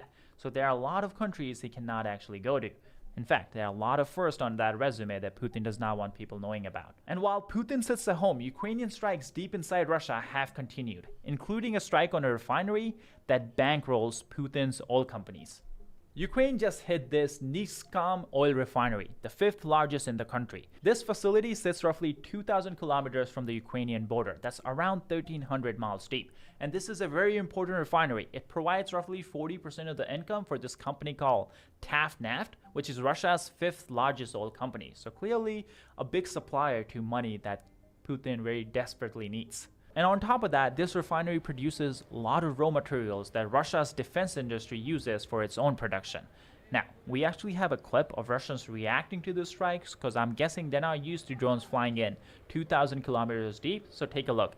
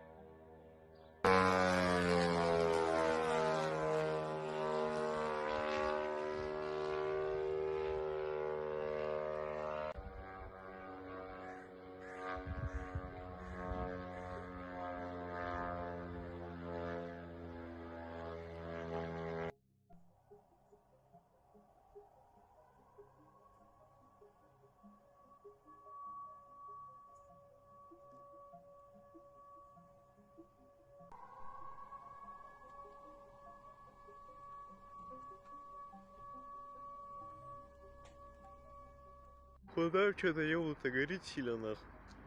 Я не знаю, что там. Ну там вообще нахуй предприятий нет, насколько я помню.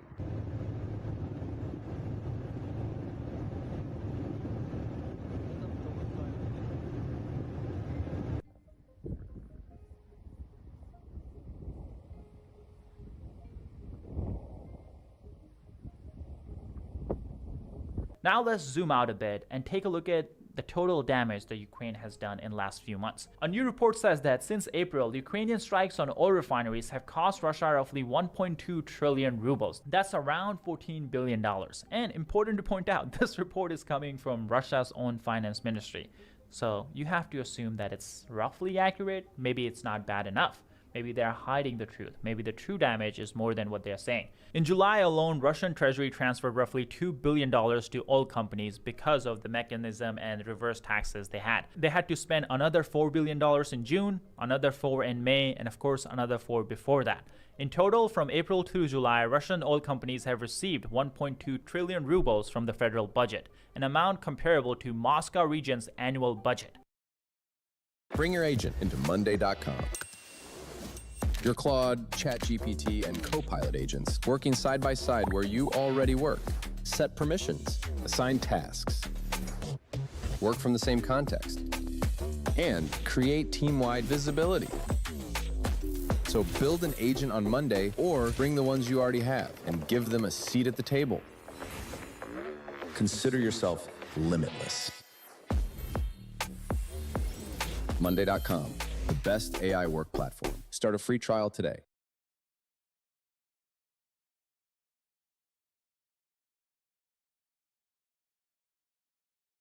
Your day-to-day covered with Base 44 super agents. Your life is chaotic. Set up a personal assistant in a click. Work, email, documents, your kid's calendar, everything synced and ready to move. Going over your emails, decluttering the noise in a single motion. Prioritizing what's left unread, telling you what needs your attention. Managing your calendars, keeping things clear. Double booking, forget about it. Conflicts, rescheduled while you sleep. Every task, every meeting, you show up prepared. So you can focus on the things that matter most. And the icing on the cake, it handles that too.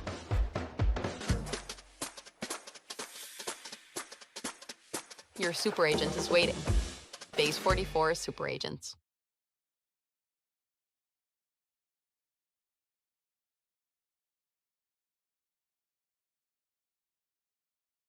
According to analysts, these payouts are linked to disruptions in Russia's oil refining sector. In July, at least 18 refineries were hit by drone strikes, and 8 of them were forced to halt production. Of the dozen refineries struck, at least 7 remained idle as of late July, while another 11 had resumed operations only at partial capacity, ranging from 30 to 70%.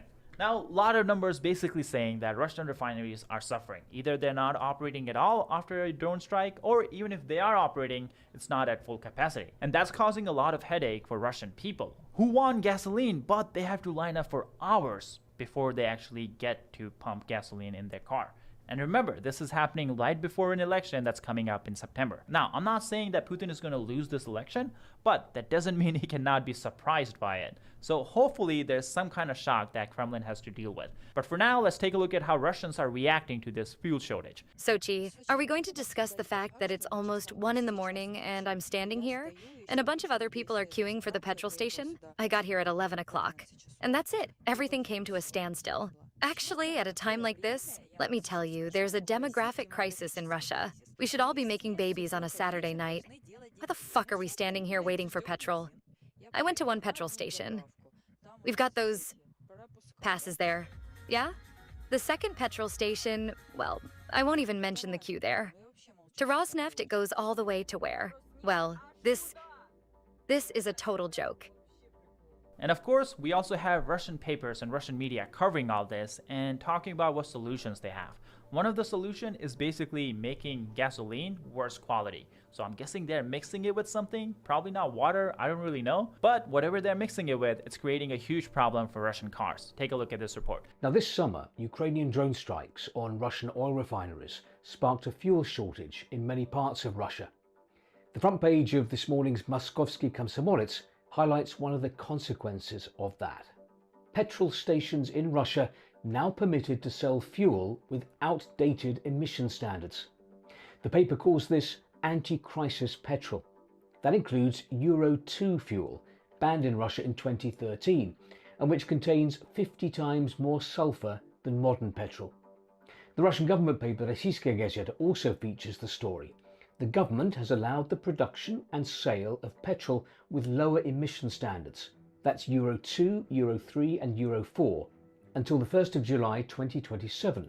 The Ministry of Energy called this an anti-crisis measure noting that it will prevent a shortage of petrol at a time of changing logistics chains and technological restrictions. As you can see, no mention here of the drone attacks causing this. The government paper assures readers there's nothing to worry about. Well, so long as you don't have a new car. For older vehicles, it shouldn't be a problem. Many of them were intended to run on petrol of lower emission standards. For modern cars, the risks are greater.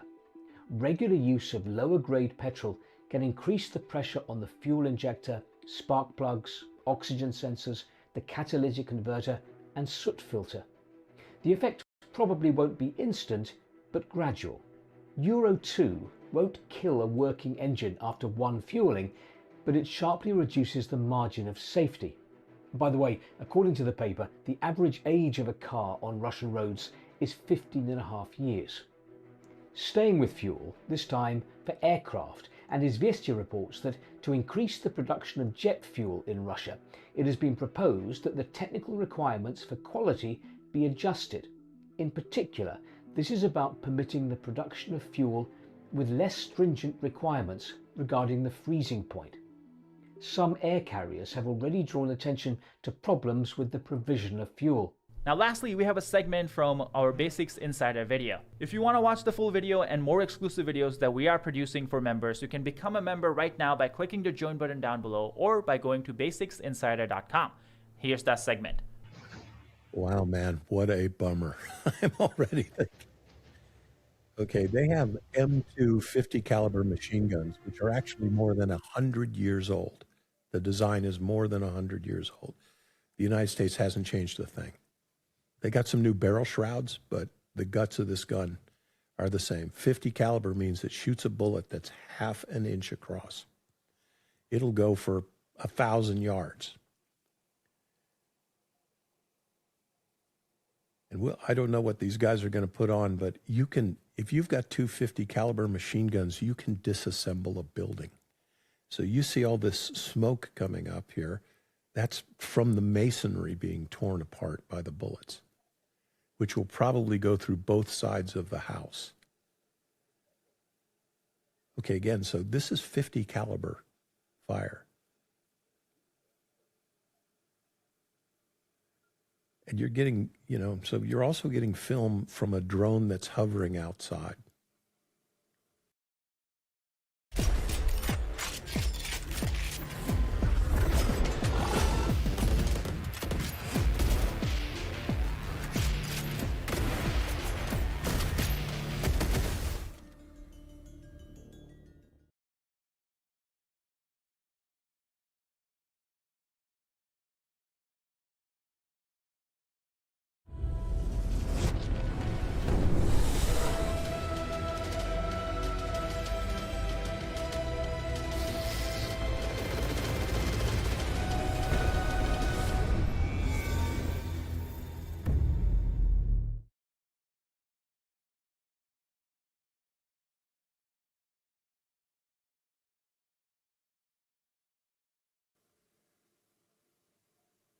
And Adam, so much of the war is now taking place in little out farm buildings like this because the Russians can no longer conduct, larger scale ground maneuver operations. They can't because Ukraine puts 15,000 drones a day into the air.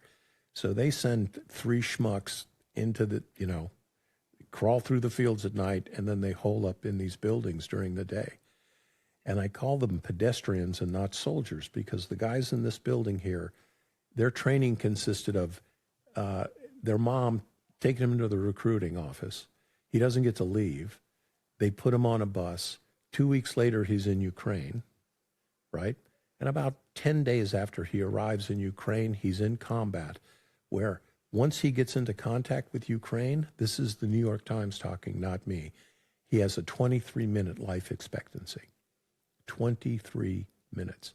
So we're looking at these guys 23 minutes right here, and they're not even fighting Ukrainians. They're fighting 2 robots and enough drones to film it. I try to imagine myself fighting in this position, right? In my whole career, I was never attacked from the air once, never. But these guys are getting it, So you can see, look at the amount of destruction there. That is all masonry dust, that kind of gray smoke. And look what's left of look what's left of those buildings. So we probably didn't see the Baba Yaga, although they don't operate during daylight very often, but they do. And that's obviously some, bigger explosive damage that dropped the building. Now, believe it or not, those guys may have lived, because most of these places have root cellars, right? So these guys may have actually gotten through all this, but we'll be back. Keep the borscht. Yeah, exactly.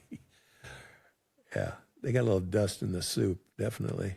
Okay. This is a unmanned drone. It's taking some civilians to safety. Yeah, there are a lot of places on the zero line, and a lot of the exposed cities that are, in contact, where people just didn't want to leave. And, we can sit here and go, well, why don't they leave? Okay, there's a Russian drone, and of course, now they've highlighted the Red Cross on this vehicle, but I'm not sure. Later we'll see it. Okay, not to put too fine a point on it. Look, Grandma did not want to leave the only home she's ever known, right? What's in it for her? And finally, that position becomes untenable. And believe me, the Russians don't care that she's your grandma, man. She's getting the bayonet, and they're going to take her shit. That's the way it goes. So she's being evacuated here, towed out. You can see the condition of the road. That's obviously a bomb. We're looking at a bridge over a culvert. The Russians tried to blow that. But now you've got the vehicle that's clearly displaying the Red Cross. Look, I don't care who you are. That's a war crime if you strike it. You who pulled the trigger and the guy who gave you the order. So anyway, I mean, they're getting her out. God bless her. But, so many people will just want to stay in their homes. As again, so there they are attacking the Red Cross again. But remarkably, these people got out. But this happens every day. I mean, I've got dozens of photographs of blown up Ukrainian ambulances in the city of Kherson. They fly drones across the Dnieper River. They find a civilian. They try to kill them. And, then they wait for the ambulance to show up and they hit the ambulance. I hope he dropped that guy's shotgun. That's what you need. Anyway, but they got her out, and there are good guys and bad guys in this war, Adam, and the bad guys are the Russians. I mean, watch this. You probably have a lot of insight into this one. It's a team going in and blowing up a position with a bunch of TNT. Yeah, so literally combat demolition. If you're going into an urban battle space, or indoors, which we'd call CQB, close quarters battle, this looks like it's obviously a little earlier. There's the frost. Want to get into hardware, but the whole PCB thing feels intimidating? Okay, let me break it down real quick. So basically, every electronic device runs on a circuit board. It's how components talk to each other instead of being connected with a mess of wires like this. And the cool part is, you can design your own, like a custom board for whatever you're building. The way I do it is with Flux. You open it in your browser, describe what you want your board to do, and the AI puts it together for you. It creates the schematic, places components. You're not starting from a blank page, which is honestly the hardest part when you're learning. Then it routes everything for you, and you've got a board ready to send to manufacturing. Like, that's the whole process. Flux makes the barrier to getting into hardware way lower than you'd think. Go try it.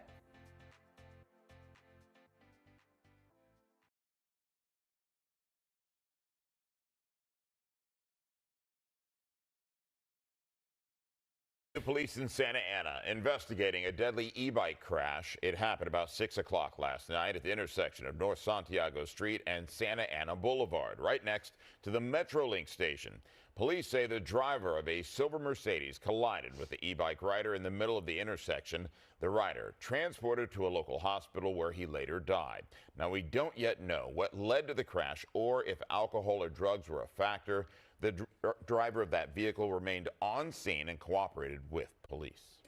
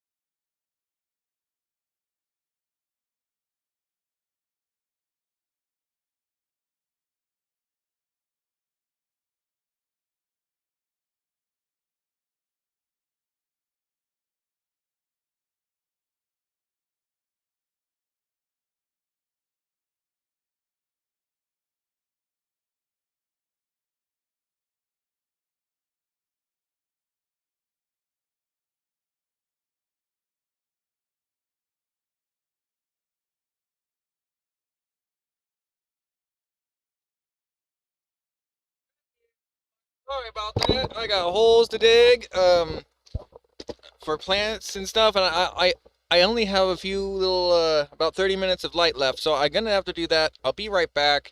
I'm gonna turn off the stream and retune the calibrations. After I eat dinner, I will come back on, so stay tuned for that notification. Thank you guys. Make sure to like, comment, and share this with other people who like this different type of content.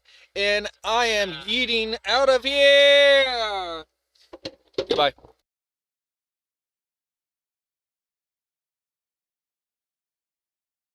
Oh, this has been Clifford Johnson with the Mojave Podcast Transmission. Thank you guys. It is 8:09 p.m., 8/12/2026.